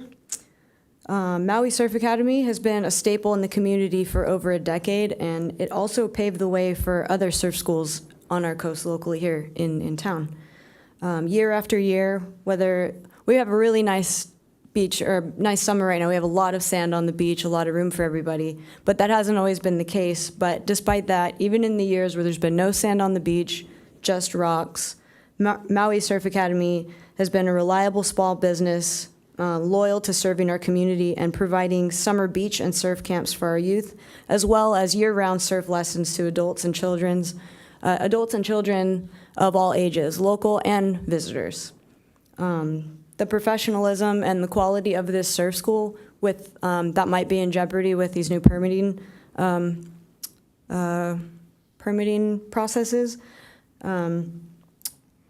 This surf school is, from booking to the camps and the lessons, from top to bottom, the professional quality and customer service is provided. The lessons provided are from other pro surfers and watermen and experienced instructors, and the camps are run by local surfers, up-and-coming youth, and experienced staff. And the parents are happy. The kids always leave smiling. Like I said, it's been a staple in the community, and for it to be, potentially not have its spot due to some permitting issues, it would be a shame. I mean, as you've heard, it's owned and operated by a family and an active duty Navy serviceman, And it provides a hands-on work experience for local young adults and the future as well, with hopes of passing it down to his daughter, as you also heard. So Matt not only runs a surf academy, but is an active member of the Swami's Beach community, where he promotes the safety and overall well-being of everybody in and out of the water, and just in the park, in the parking lot, and everything. So we all know how much our sleepy little surfer town has grown and made way for bigger businesses and maybe newer policies, but let's not squeeze out the originals and the locals whose businesses help make Encinitas the special place that it is. Maui Surf Academy has more than proven that it's a well-established and valuable business to our community. So I just ask that you please consider reaching a permitting revision or a compromise that is more fair to Maui Surf Academy at Swami's and other established surf schools. Thank you.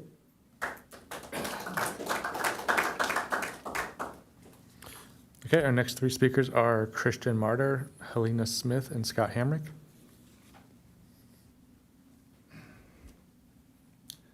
Hi, I'm Christian Marcher, Progressive Surf Academy. I currently hold the permit for Beacons I have for the last 5 years. First, I want to say, Matt, you're a legend. Give the guy his permit. I'm not there in the summer, but I'm in there in the winter, and on the biggest days of the year, I know Matt runs a good school, but he's also out there. Biggest day of the year, furthest guy out, he's there. You know. But to my point, Beacons, I guess the only real thing I have to say is the 6-person max is just like really putting a constraint on what we're able to do. You know, the way I book my lessons isn't like every day 9 to 11 or 11 to 1 or 1 to 3. It's we book the lessons when the conditions are best, which is typically in the morning because the wind is light. And so some days there's a small window, maybe 2-3 hours, where the wind is good for lessons. And then after that, it's like, you know, unless you're pushing people into white waters, but like our school is we do more than just first-time lessons. I've had people that I've been taking for 10 years. I've built them quivers of surfboards. I've taken them on surf trips. And they don't want to surf when the waves are crap. And after 10 a.m., 11 a.m., sometimes it is.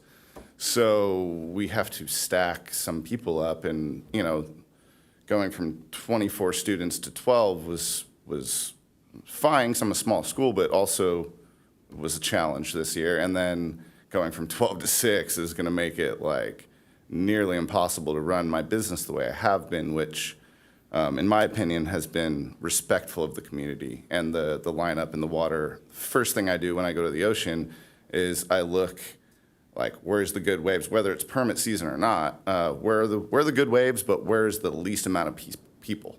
Where can I go to find a little hole that there's no one at, so I don't cause trouble in the lineup, but also like so everyone's safe. The more people that are around, you know, the more dangerous it is. So, you know, which I can go on and on about all the territories and the new maps you guys have set up and stuff like that. But I think the biggest thing is just the 6-person max is just going to make it so hard to do things in that little window that we have in the morning. That's it. Thanks.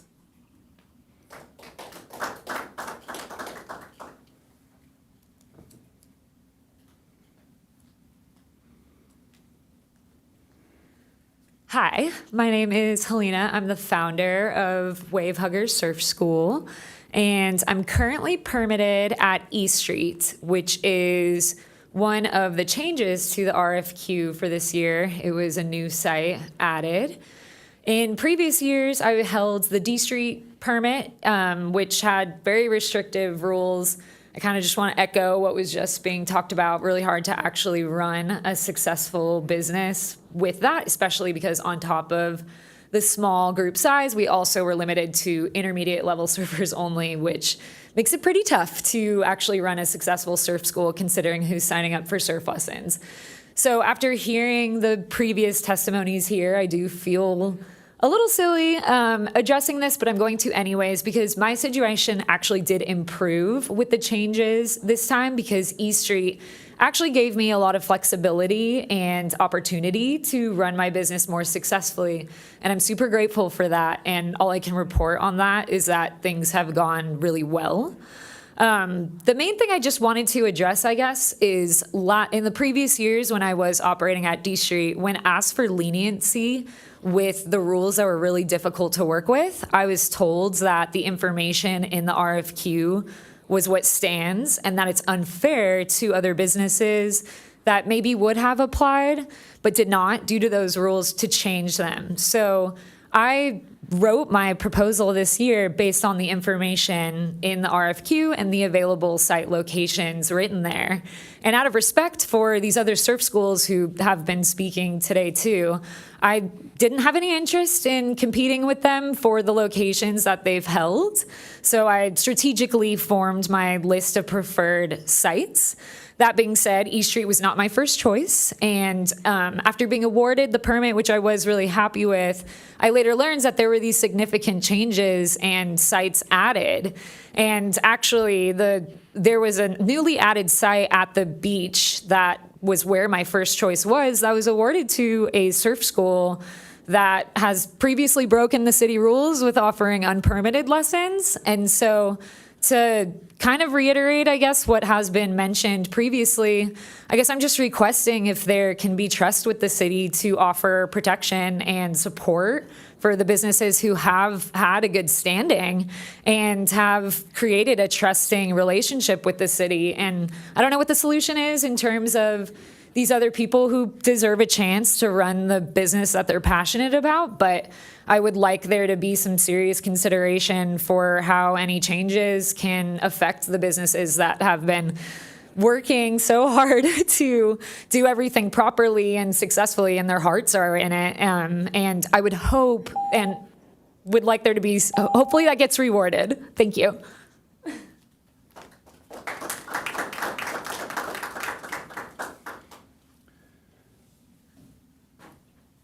Good evening, everybody. My name is Scott Hamrick. Appreciate you letting me speak. Single father, owner of Hang's End Surf School. Been here since day one, been established in the city for over 30 years teaching lessons. Withheld a permit since you guys implemented rules and regulations in the city of Encinitas. I also am a former pro surfer, current pro surfer, 110 captain, merchant mariner. I have major respect for the ocean. I've been doing this for a long time and have a lot of knowledge in it. And a lot of these other schools, I feel the same way. Basically, the RFQ has been changed in many different ways. The first time that I proceeded, I was told, you know, I did the best out of anybody and I was awarded any spot I wanted. Out of respect to Kuna Bob, I took a different location. He's been doing lessons here before I was born. I did have my permit pulled for 4 years. I have to be honest, I believe that there was some politics involved in that, and it's unfortunate. And recently I did resubmit my RFQ and I was told that I didn't pass. However, after doing a little bit more research and lawyering up, it turns out I actually finished number 3 on the RFQ. So with this said, it is definitely concerning. And I'm here just to ask for fairness and that the long-established businesses like myself will be awarded, you know, based on performance. And, you know, I love teaching here. I have a reputation for bringing in many celebrities into the city here. They love your city. And I don't run the biggest surf school in town. However, I do curate very special to your average local or to a celebrity. You're going to get the same treatment whether whoever you are. But that was definitely a concerning factor that came into play. And I'm not one to make a big mess or, you know, I don't want to do anything dramatic, but I'm just asking for fairness in the future. And I'd appreciate that. Thank you for hearing me tonight. Thank you, everybody.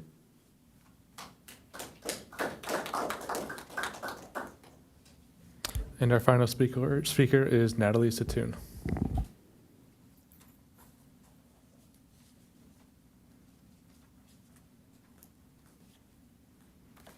Hi, Commissioners. Natalie Satoon, Cardiff.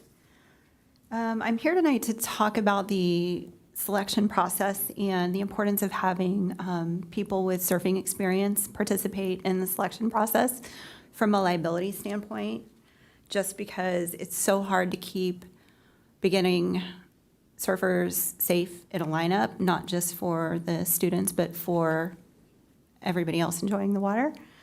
So my comments relate to recent and anticipated procedural changes that happened last year with the surf instruction permitting process. In the event that commissioners are unaware, the selection process was altered for surf instruction companies with no prior notice to the past permitted surf instructors. This change resulted in one of the routinely highest scoring companies for more than a decade being ousted from the program. In the event that the commissioners are also unaware, this almost led to litigation for the city. So my daughter surfs Swamis from the time she was 10 years old. She's 23 now. I don't surf and I don't want to. So my little girl, would paddle out on her own.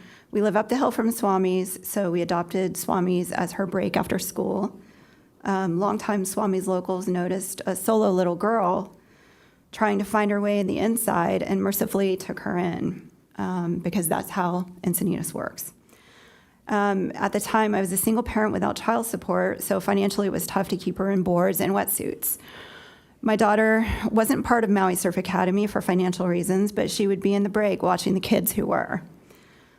The instructor, Matt Allen, has a daughter not much younger than mine. And after his instruction ended, Matt spent time in the water with Ava. He blocked for her, made sure she wasn't hassled, and at the close of the season, Matt made sure that Ava had a wetsuit that wasn't being used the next season. These are the things that nobody talks about as far as the metrics are concerned. Parameters such as these go far beyond any line item metric in the decision-making process. Civic engagement of locals, environmental stewardship, and adherence of compliance of city ordinances must be considered. Out-of-town companies don't have the same input and knowledge of surf breaks, safety, and positions. And we need somebody who is not going line by line, making a metric that is unknown to the applicants. It's just unsafe. And, you know, I'm very sorry, but we don't have people who are experienced being selected. Anyway, thank you.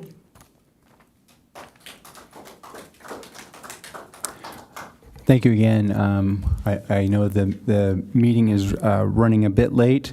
Actually, we officially need to do a motion to extend the meeting.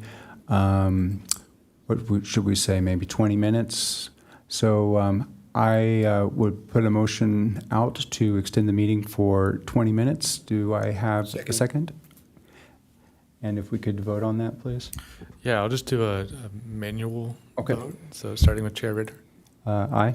Vice Chair Evers. Aye. Commissioner Capiello. Aye. Commissioner Kamarat. Aye. Commissioner Kimball. Aye. And Commissioner Quinn. Aye. Commissioner Van Der Auer. Aye. Okay, motion passes. Thank you. So again, thank you very much for coming out, first of all, being patient to kind of get to this particular item that we were taking a look at today. I think what I would love to hear maybe from staff side is just to kind of appreciate kind of what the selection process is, like what kind of criteria that you use when you judge applications as to, you know, what are the metrics that you use to determine what a school would get graded on.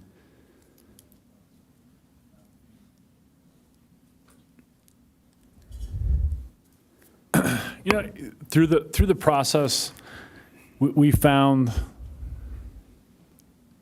almost call it old school, not being subjective, and you know, you're taking in an RFQ and you're comparing items that might not have something to do with surfing. They have this, so they have that, and realizing that we needed to do a better job. We needed to come up with a process. We didn't want to leave anybody out. And so that back in April, May, or the timeline was pointed at this to let's get through the summer, which thank you. I mean, thank you. Thank you all of you. I mean, it was not just you teaching surf lessons, but you communicating with staff, you being open to that discussion back and forth. We greatly appreciate that. We were pushing to get everybody out there, to get the kids in the water, and we appreciate that. We had, in my opinion, we had a very successful summer. Camps were fantastic. The kids had a great time. Thank you. And always was the push for, we want to go to city council with a more fair process, which includes the comments from tonight. Thank you. I mean, you know, we're going to report back. From this meeting was a discussion on, okay, based on a history, based on those different paths. Those are good conversation pieces to share. And the emails that came back and the sending it out to the neighbors, that's the communication that we knew back when we went through the process back in the spring. We wanted to have a conversation here. We wanted to bring out the public and use Park and Recreation Commission as our avenue to do that. And then this conversation leads to City Council. We have an ordinance from 2008 that is no longer valid based on the lines. How many of the lessons did you teach on a weekend? Did any of you teach on a weekend? According to the ordinance, that's not allowed in the summer. So we know that that's not something that's worked, and it's not something that hasn't worked. We haven't followed it. And so we need to put everything in line and make everything to code. So the code needs to be adjusted. And so that's what we're doing. How we're going to judge going forward, to be fair to everybody, to get everybody the most success we can. We want you to be successful. There's no hold back. And so we want to find a way that it's safe, that it's not impactful to the neighbors, to the residents of Encinitas enjoy what they have and where they're at, the people that come to the beach. And so we're taking this conversation. I don't know at this point how we're going to judge, but we're going to work with you to find the best way to do that. We need to go to council, and if you have a recommendation tonight, if you don't, that's okay. But even if you have thoughts you want to share back on, hey Dave, I think this is the way you guys should think about it. I'd love to have that. I know we're on time, and I'll be quick, but that's what this conversation was meant to be. And like I said, we're going to continue to work on it as staff. We're going to continue to have that conversation back out. Anything that changes, we'll share back. And then we're going to head to council for at least 2 meetings. And once again, we will make sure that the instructors, those that have camps and lessons will be aware of that and come to the meeting. Please continue this conversation. That's the best and fairest way to move forward in anything. Don't hold anything back. You know, have these conversations. You saw the surf group to start this meeting. Like, if you want something, this is the place to do it. And Park and Rec Commission, to me, is a great way to start this conversation. Like I said, I appreciate it. And as we go forward, like I said, ideas, thoughts. I'll throw out there. So you had an RFQ. You've done that process. Like I said, so it was tough to really be objective. Thank you. I appreciate the help. I'm losing my words here. So what does it look like? I mean, how do we go to council and say, hey, Beacons, how many people at Beacons would be fair? You're teaching out there and six is not enough. What are you proposing? 12 is better than 6. So we're taking notes. You're saying 12. Okay, but that's part of what this conversation is. That was part of this year. Okay. Some days, not always. Yeah. Like, not every week is busy, and some weeks are very busy. Yeah, not only did you and I hear that, but the public heard it. I mean, like, they got to hear it. That's what tonight's supposed to be, and I appreciate that. And so the conversations as we move forward will continue to be that. I don't promise you 12, but I mean, just, the conversation. Yeah, I mean, when you and I talked about it over there, it's at one time. You could have 12 and then a break and then have the proposal is you could have 6 and a break and then 6, but yeah, I mean, I appreciate that. So anyway, sorry. So is it you guys come back and you choose the locations that you want, and do we base it on history? Do we base it on number of years that have been taught how to permit? Is it a raffle?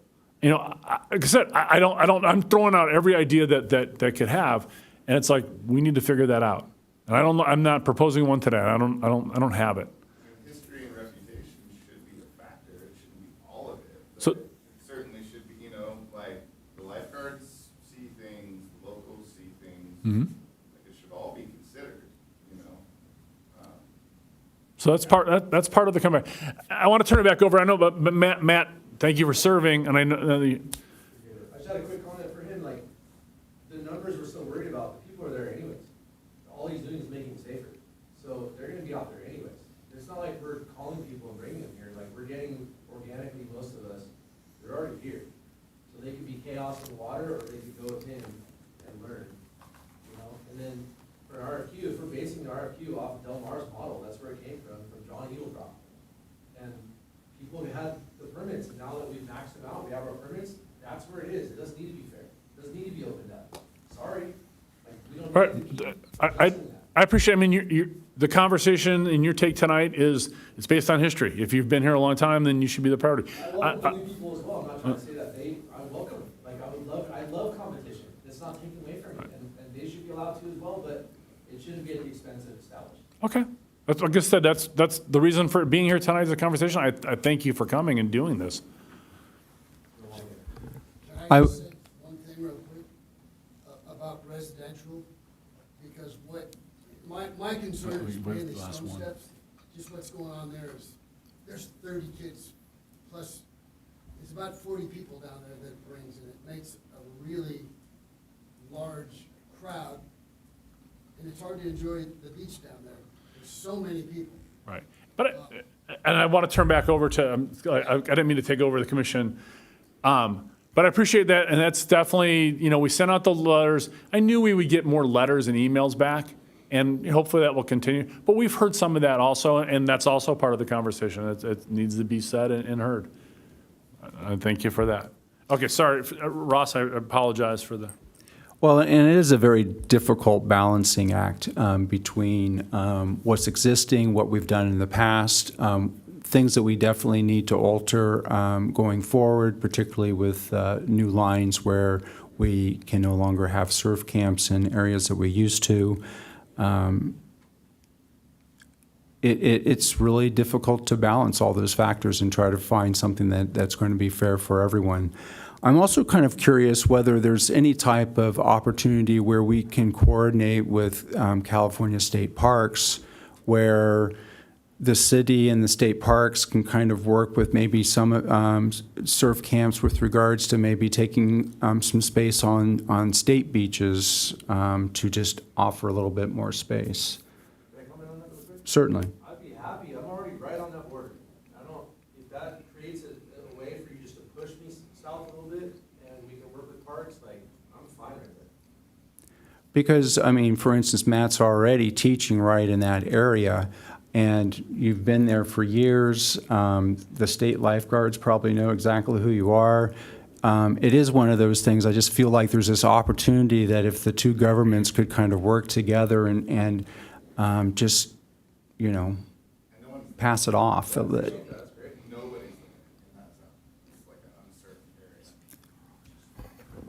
Yeah, I mean, Matt, we would be part of any conversation to go. But I mean, and I'm not trying to run from it. Well, what I definitely wanted to share, like we've been on that fine line, and I would say that there are times that you're going out and you're in that property. We thought there was more of the beach that was city managed, and it turns out not as much as we thought. So state-wise, gladly, I have the Rangers connection, I can help you with that. But at the end of the day, to get a permit on state property is the person who wants the permit getting the permit. And, but now you know where that is, and if that works out, then to me, that seems like all the better. It feels like I had some pushback against all this, right? And the changes and without being notified and all this. And now conveniently, my area is suddenly, oh, we don't have that area. We just found this out. And like, now who created that? Like, why is that a problem now? It's never been a problem. State lifeguards come by every day, wave at me. I know them. I know Brittany, all them down there. So like, all of a sudden, it seems to be a problem this year. And now that's not our area. Like, how is that just conveniently kind of found out? Inconveniently. Man, I didn't do anything to go after Matt. Matt, I got a line that. The timing seems a little like, okay, all of a sudden, now I'm up against a national company, Youth Men's Christian Organization, or whatever, YMCA. YMCA. That's right. So. It's a, all the way. They want money, you guys want money. No, we don't. Provide community service. And I'm There, now a there, company-owned company up against. no call out for changing in fees or anything else. This is an alignment of where the lines are that we have, over the last couple of years, have been finding out through working with the state. There's dealing with the beach, dealing with the sand, and clarification like, hey guys, this is our line. It's the line coming off the house over there that helped determine where that line is. And I can't make up for where the line was incorrect before, but that's not, but man, I mean. I'm still on that line though, so like, it hasn't been an issue, so why would we push me out of there? We could leave it as is, and it's still not an issue. Like I said, tonight's the first conversation, and like I said, if freeing you up to not have to worry about YMCA or whatever, that's a conversation. Is, like I said, if getting you to the state, I don't know if the state's less or more than what the city is, but it. The state's permitting at all, But that's something to be found out. I mean, if in looking for a permit on state land, if they won't permit at all, then that's something we need to know too. I'm with you, but like I said, I obviously want you to be successful. And we don't want to risk you know, that on the hope that you can get the state permit to lose your spot here either. I mean, Matt, we've certainly received so many glowing letters of recommendation, and we've heard so many things tonight. I mean, I would certainly think that it would be a disservice to the community if we couldn't have you continue in your program. So I'm sure that staff and council will work with you to try to find something that would work so that all the needs are met. Any other comments, questions from the commission that they'd like to speak to? I think a few of us do. Yeah. Well, since we're on the topic, like procedural process, in the attached document in the background section, I have a couple questions, sorry. The first is, it said that the permits were typically awarded on a 2-year basis. What does that mean? Is there not a standardized award process? Yeah, typically period? we would try to do a process and hold it for 2 years. And like I said, last year we finally got to a point of like, you can't be subjective enough on what we were asking, and what you had was 13 companies applying for at that point was 8 positions. So 5 out of 13 would have been here telling you they didn't get to teach. They didn't get to teach anything, 0. And so a lot of connection to some history or another. I don't have all the lines. So we realized, like I said, how do we make it work? We struggled through the summer and struggled successfully. For those that are harder on, I'm sorry that it was harder on you. But like I said, once again, I appreciate that we had a successful summer. Out of that 13, it was 4 that ended up not doing it. So 3 or 4. Anyway, four companies over the summer went away. And so we ended up going back to having out. But like I said, at the same time, we also have the lines that we thought were what we have, what weren't true. And we had to update that. We looked at the codes and realized, wait a second, we're working off codes that need to be updated also. I mean, that's typical. The codes change over time. And so we want to get all this right. And so you can't hold the 2 years when the 1 year wasn't the process anyway. So hopefully we can get this year and get something that satisfies everybody and they're happy with it, and we can do 2 years. I mean, there's nothing wrong with doing 2 years. I'm sure as you have your business, you don't want to have to worry about the second year. If you can do it 2 years, then great. But that's something we're going to have to work on. And is that pretty typical for city contracts? Like, for instance, maybe our concessionaire at Moonlight Beach? I mean, do they normally go for terms of 2 years? Yeah, that was my question. Also, next question was, is there another best practice of permit issuing in the city that standardizes timelines? Yeah. Yeah, sure. So on our permits, we issue on a calendar basis typically. And so for the summer surf permits, they're issued for, let's say, summer 2024. And then if they were awarded the RFQ for the 2 years, then we'll reissue a permit for the following year. Does that answer the question? And then how does it relate to other types of contracts that the Parks and Rec Department contracts to others? It doesn't follow the same model as a contract because it's a permit to operate on public recreational property. Okay. So it would be, it's a permit, not necessarily a contract that we're setting up. Correct. Just like commercial use permits are issued on a calendar year basis, and they have to reapply for the following year. Okay. And being a business owner in the past myself, I certainly understand how you don't know year to year, you know, am I going to be in business because they're taking my store away? So I can certainly feel how you had that anxiety. I feel like if there's some sort of like a little period where, you know, like a probationary period for a few years, most of us have far surpassed that. And it seems a little arbitrary, like just kind of, oh, this is what, like, okay, if you can say 2, you can say 10. Like, my friend has the concession at the camp store in Carlsbad, it's 10 years at a time. You know, something where it's like, I want to know that I can hand this to her. You know, I built this. This is like, imagine telling Don Hansen, yeah, every 2 years you've got to reapply for his store. Yeah. Or, you know, I don't know. I understand. I think there were some other questions or comments? Yeah. Yeah, I have a couple questions. What, I'm still confused as to what has changed in regards to codes and the marked out areas. Like, what changed in the last couple of years that all of a sudden now real estate's taken away? You kept mentioning codes, and I guess that's like the one part of this, and even in the documents you provided, that it doesn't make sense to me. The lines aren't code. That code is the permit of the sites, you know, how many sites, days it's available, those kind of things that we want to make sure that they match up and are correct. The lines,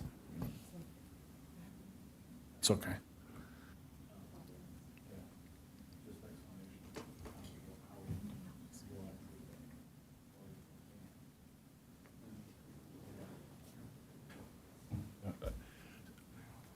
Yeah, it's basically a correction.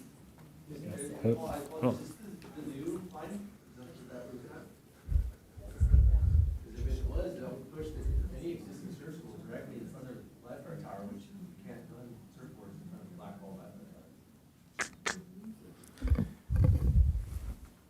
Members of the public, commissioners, my name is Josh Gordon. I'm the fire chief here in charge of the marine safety. So I haven't seen this map before, so it's hard for me to see what this line is. But I know the maps that we've been using really they look at what our responsibility in covering that part of the beach is. And so when you're looking at, I'll just say Swami's for now, and south of Swami's, we don't have the ability necessarily to take on that liability as the lifeguards. That is the state's responsibility area. And as you move up throughout certain areas of Encinitas with the bluff failure issues, we really took a deep dive into what area are we responsible for in Encinitas. And that's where these lines came about. It didn't necessarily come about because of parks, came about the safety aspect and where we're in charge of actually providing that life-saving services. Okay. Correct, but we're also talking about the liability issues to the city, right? So when we provide a permit that goes into the state side of the camp, I'll say, the liability now comes on to the city. So we also have to look at the liability portion of how the city is taking in these permits, where these permits are operating, and how that affects the city itself. So when Dave here talks about, trying to work with the state to do a permit, I want to keep you guys here. To be honest, I grew up here. My family's been here since the late 1800s, and I've surfed D Street all throughout high school. So played volleyball on the Moonlight Beach every summer, every day, even not in the summer. So my heart goes out to you guys because you are my life pretty much. That's why I'm here as a fire chief, because I love this place.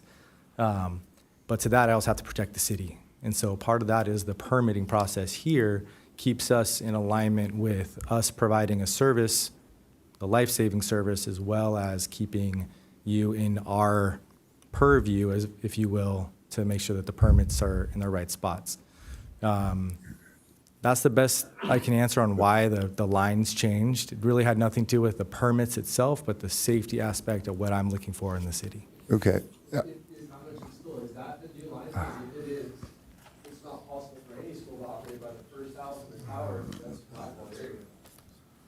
Yeah, this is on my map, so I would have to go back and look at what it is. Sorry, Julie. Thank you. Honestly, I know we're running out of time, but I have some pointed questions that did answer it. Is this new plan intending to keep the same amount of participants as was available to these schools in the last years? It's something being, I don't want to tell you yes or no. It's something we are working and trying to keep the numbers consistent. We want, like I said, feet touching the water in the summer. Learning how to surf is the recreation side of our department, is giving people that opportunity. And we always say youth, it can be adults too. How many times someone's gonna teach them pop? So, if I could, I sit in if I could share. We want the surfing companies to, especially you've been here and you have a history here. We want you to be successful. We're definitely not trying to push away. We want to work with you and find a way that's the most fair and has the locations, but also impact on the community. It's a balance of both. We represent the entire community, and we want to work together to find the best way to do it. All right. And is anybody outside of staff and part of this RFQ process? Is ocean safety part of that process? Is there any other partners in that?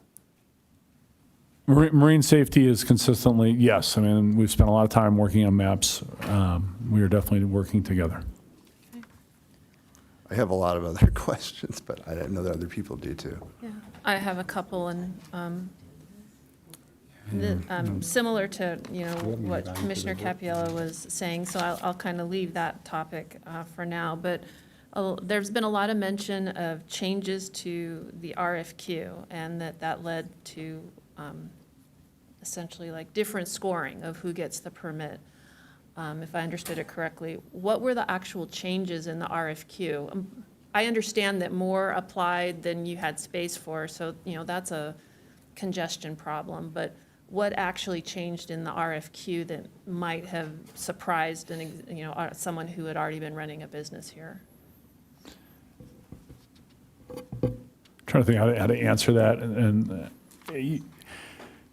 like I said, the RFQ wasn't if I use the right word, objective, and that companies that are working hard to provide a surfing service, it was one set of questions, and like I said, the details and driven needed to be better. The questions weren't objective. We needed a better process. The RFQ, it also didn't have a scoring system that gave you credit for working before. It seemed pretty simple. It's not. Right. You got. I'm asking that. I'm answering her question. Okay. I don't feel that answers that. There was actually two separate application processes in the same RFQ. It was one we've always had, which is create our own, and it's like a detailed, just basically overview of your business. Each category is labeled by letter, and it's scored this amount. And you can make it your own, you can make it, it's your own business proposal, basically. All of a sudden, there was a right next to it, and I caught it at the last minute, and barely and missed it almost, was that they asked you to like fill in the blank. Where it just made it sterilized, and took away all the nuance and who you were as a business and a proposal into this fill in the blank. And it was asking for both at the same time with no clarification on which one was the proper one to use. So we made sure that no one got hurt. Matt, as an example, Matt taught this summer, had class, and if we had just gone through a straight RFQ, which wasn't as good as it could be, Matt might not have been eligible to get a permit this summer. I'm just using Matt as your example. I'm not saying you're it, but no, excuse me, I'm sorry, just as an example. So, or somebody else out here, like I said, we wanted to do the best job we could, so we put together a program that got us through the summer, and that's what gets us here to find a better way to do this. And that's where we want to go. We want to go to council with a better way of doing this. And like, as you have talked about tonight, the valuing of what you do, what services you provide, that we're talking about that. That's a good conversation. 15 years later, I don't think I should be even I've never had anything, no discrepancy, no injury, knock on wood, like nothing. I've run perfection. So like to even be judged at this point is like, how could I suddenly have a business that was the best of the best in year one?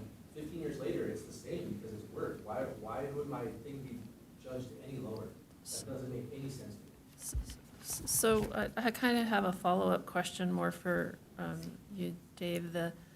So it sounds like this process grew organically over time, may not have been as structured as it could have been. So, and we've hit some bumps, and the fact that more people applied than there was space kind of illustrated that maybe, you know, what the process that was being used maybe doesn't meet, like, what is actually the ultimate goal that the Parks and Rec has regarding, surfing and providing permits for surfing instruction. And so I would assume that as you start looking at what are the criteria going to be and how you're going to score and how you're going to decide who gets the next spot, that there's some kind of mission, vision that you want to set that, like, okay, longstanding businesses, we want to foster local community, and that means if you're a local business, that's a certain point. I'm not saying that's what to do, but like having a set of criteria so that people understand.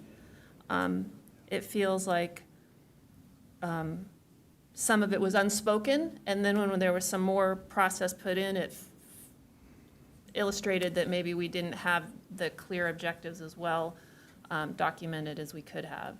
Through no one's fault, but just it is what it is. When things grow, when you start with a company of 10 and you go to 150, all of a sudden things don't work anymore. And this sounds like we hit a point like that.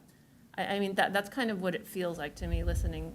What is your internal assessment of how this happened? I think it's the same thing you just said. I mean, we want to do this better. And we want every summer to be kids and families having the opportunity to learn how to surf. Maybe they're picking the location that they want to take the lesson. Maybe they're researching the companies that are providing the surf lessons. It's a camp or it's a private lesson. There's such a wide variety on our beach of what's offered. It's fantastic. And putting that into place, I mean, you guys have talked about it tonight. You don't want the year to year. I mean, that's a value share back. I mean, we've heard it. That was for me as the director, that was the goal of the night. I mean, I knew back in April, I wanted this meeting. I wanted this to occur. This is not the decision-making meeting. This was the input meeting. And like I said, we'll continue to go forward. There's at least 2 council meetings. Maybe there's another discussion to have, but this has also been heard. I mean, I appreciate you coming and I appreciate the conversation. If you hadn't come and you hadn't shared, this doesn't get out. This is great. I appreciate it. So before we go any further, I'd like to make a motion that we continue the discussion on this particular item until 8:05, and then we'll extend the meeting another 15 minutes beyond that to complete our work plan discussion and the Recreation Services and Ops report. Does anyone would like to second that motion or make any alterations to that motion? I'll second the motion. But just to keep on the subject for one moment, I certainly would like to view the permit process as commissioners. Maybe Matt talked about 2 different types of applications. I have a concern. This gentleman here from Zen mentioned something about politics played a part into one of the decisions, and I would like to make sure that there isn't any politics or a good guy and cronyism and all that kind of stuff that's part of the process. So could staff forward the permit applications to me and whatever other commissioners would like to? I would I would like encourage to you review to it. join the ad hoc that Commissioner Well, Capiello and I have, because that's what. How many are on it? Just he and myself. at this Okay, point, I'm on. looking for a third. And that, I've got this action down already, so Okay. welcome. Fantastic. Okay. I wanted to make sure it didn't violate the Brown Act, if we had 4 of us on there. No, so- no. Okay, Just I two. conclude that. We've been All looking right, for thank a you. third. So we have a motion on the floor to extend the meeting. May we have a vote? Hey, Ross, the different thing though, we've got time issues. Is there other items on the agenda that we can do the next meeting and pull the 8:05 time? We could, I mean, I imagine we could skip the work the work plan. I don't know that there's anything that we really have to have an action, unless there's something that's actionable on the work plan that's urgent today that I'm not aware of. I would say that we can table that until next meeting. And then same with Ops and Recreation Services reports, to table that. So, Director Knopp, are you suggesting a particular time? Or We definitely want to be out by 8:05, so okay, we're right up against that. all right. So let's make it 8:05 would be the motion. So Second. we already have a second from Commissioner Quinn. So let's do a voice vote. Yeah, do another manual vote, starting with Chair Ritter, Aye. Vice Chair Evers, Aye. Commissioner Capiello, Aye. Commissioner Kamerad, Commissioner Kimball, Aye. Commissioner Quinn, Aye. and Commissioner Vander Aura. Aye. Yeah, the motion passes. All right, so we'll spend the last few moments allowing any other commissioners who wish to ask some questions, and if we could to limit audience participation so that we can ask the questions to staff directly or to have some internal discussion within the commission itself. I just have one question and then no more, I promise. This discussion has been great. Actually, in the last month, in our ad hoc, we didn't have time to really get into the surf discussions with any of you, so this has been really eye-opening for me. However, there's a lot of energy around this, and I'm wondering, when you mentioned going to city council meetings, are you planning on doing any kind of workshop, or, like, I've gone to workshops for the city where they're discussing, like, what's the new plan for 101 in terms of zoning or things like that, to have a more focused feedback session? More of a process question. We want to take as much, public communication is hugely valuable. But people that have a surf company, I would also say you want to know the answer. From what I've heard, and if I'm wrong, I apologize, but you're not looking to wait till November, December to know what the process is going to be. You want what you've shared tonight, right? I've heard it, and it's recorded. I've heard it, and so we've taken that input, and you want to see where we go from here. And that's where I think we are. We can line up. I don't mean this as a joke. We can open a door and more people can come and share. I'm okay with that. But I also know that at some point we have to get to an answer in a proposal. Like, hey, Dave, what are you going to go with? Where how we go? How do we value this? So what I'm a little concerned with putting off till September meeting and any other conversation is companies that we need to know. I mean, part of the process in the spring was we got to come up with an answer that gets the companies knowing they're going to work this summer and that they have a permit and then they can go forward. I don't want to add your stress. I want to try to relieve your stress and have that success moving forward. Yeah, my question was more in the interest of actually trying to speed it along. I mean, I'm still learning the processes as a new commissioner. If you know, in a period of, 2 weeks, you've collected feedback up to this date, you're getting feedback today, they, do some kind of full court press to get everyone who has a stake in this to speak up. I don't know what the right way is, if you try to get everyone together or you do it, but at one time and collect it all at once with, yellow sticky notes on a wall, that forces you then to say, that helps force the conversation that you can then make that recommendation. Because I agree, this should be done sooner rather than later, because the season may be over now, but May is tomorrow in terms of calendar. So it was only based off of that. Just to add to that, I would love to be able to make like my thoughts heard about this and what I would like to see happen. But I'm only one commissioner and we have 2 minutes. So like, when would we do this again? So that if we're utilizing this commission to help provide some guidance, whether it's taken or not, when will that happen? Because we're out of time now. Well, I mean, you have a meeting in September. The plan is to go to council in October. If people wanted to come and speak at the next Park and Rec Commission, there's nothing stopping them from doing that. I would be interested to hear too, in that September meeting, if, now that everyone's seen the maps, that now they feel like they might be able to speak more directly and provide a little bit more specific feedback, particularly regarding the number of students and so forth in those designated areas. So I think that could be helpful as well. Any other comments, Vice Chair Evers? Just based on the comments, should we continue the item or have it as an official item then? Is that what the thought is, rather, or just?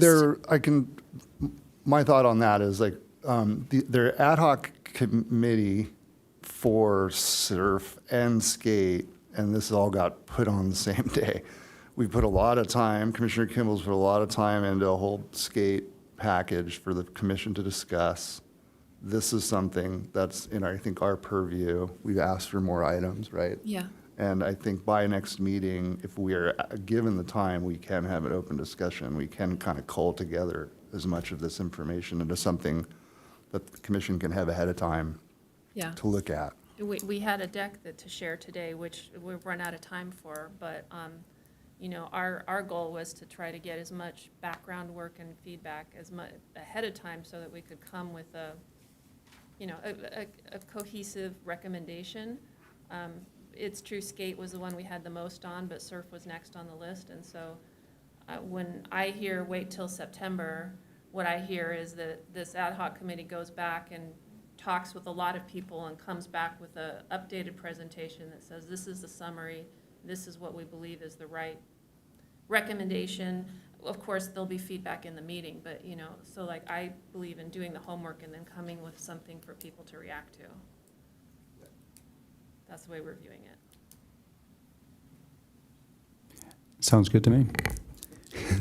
So I did have a question on, since we're not presenting the deck today, I don't know what the, is that something that I had shared it with our Park and Rec director and managers?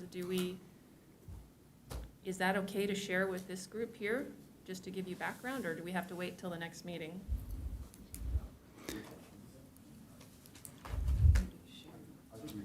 I think if you give it to Manager Norgard and he distributes it through his official channel, then he could. You all have it. You can just, if you can distribute it, that would be great. Yeah, yeah. It's helpful to have that before we step into the meeting, and really take some time to study it. Yeah, yeah. I think it was it gives brings you up to speed quickly. Any questions or comments within the last minute or so?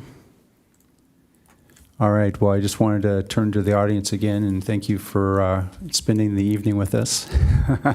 And just to let you know that your voices are being heard, and we're going to work on trying to find something that will work for everybody. So, and I know that's what staff over there is trying to do. It's a difficult balance. There's lots of players involved. But certainly consider them more of an ally than an opponent when you're working with them, because I know they really do want to work it out with you. So with that, at 8:05, I'm going to go ahead and adjourn the meeting. Thank you.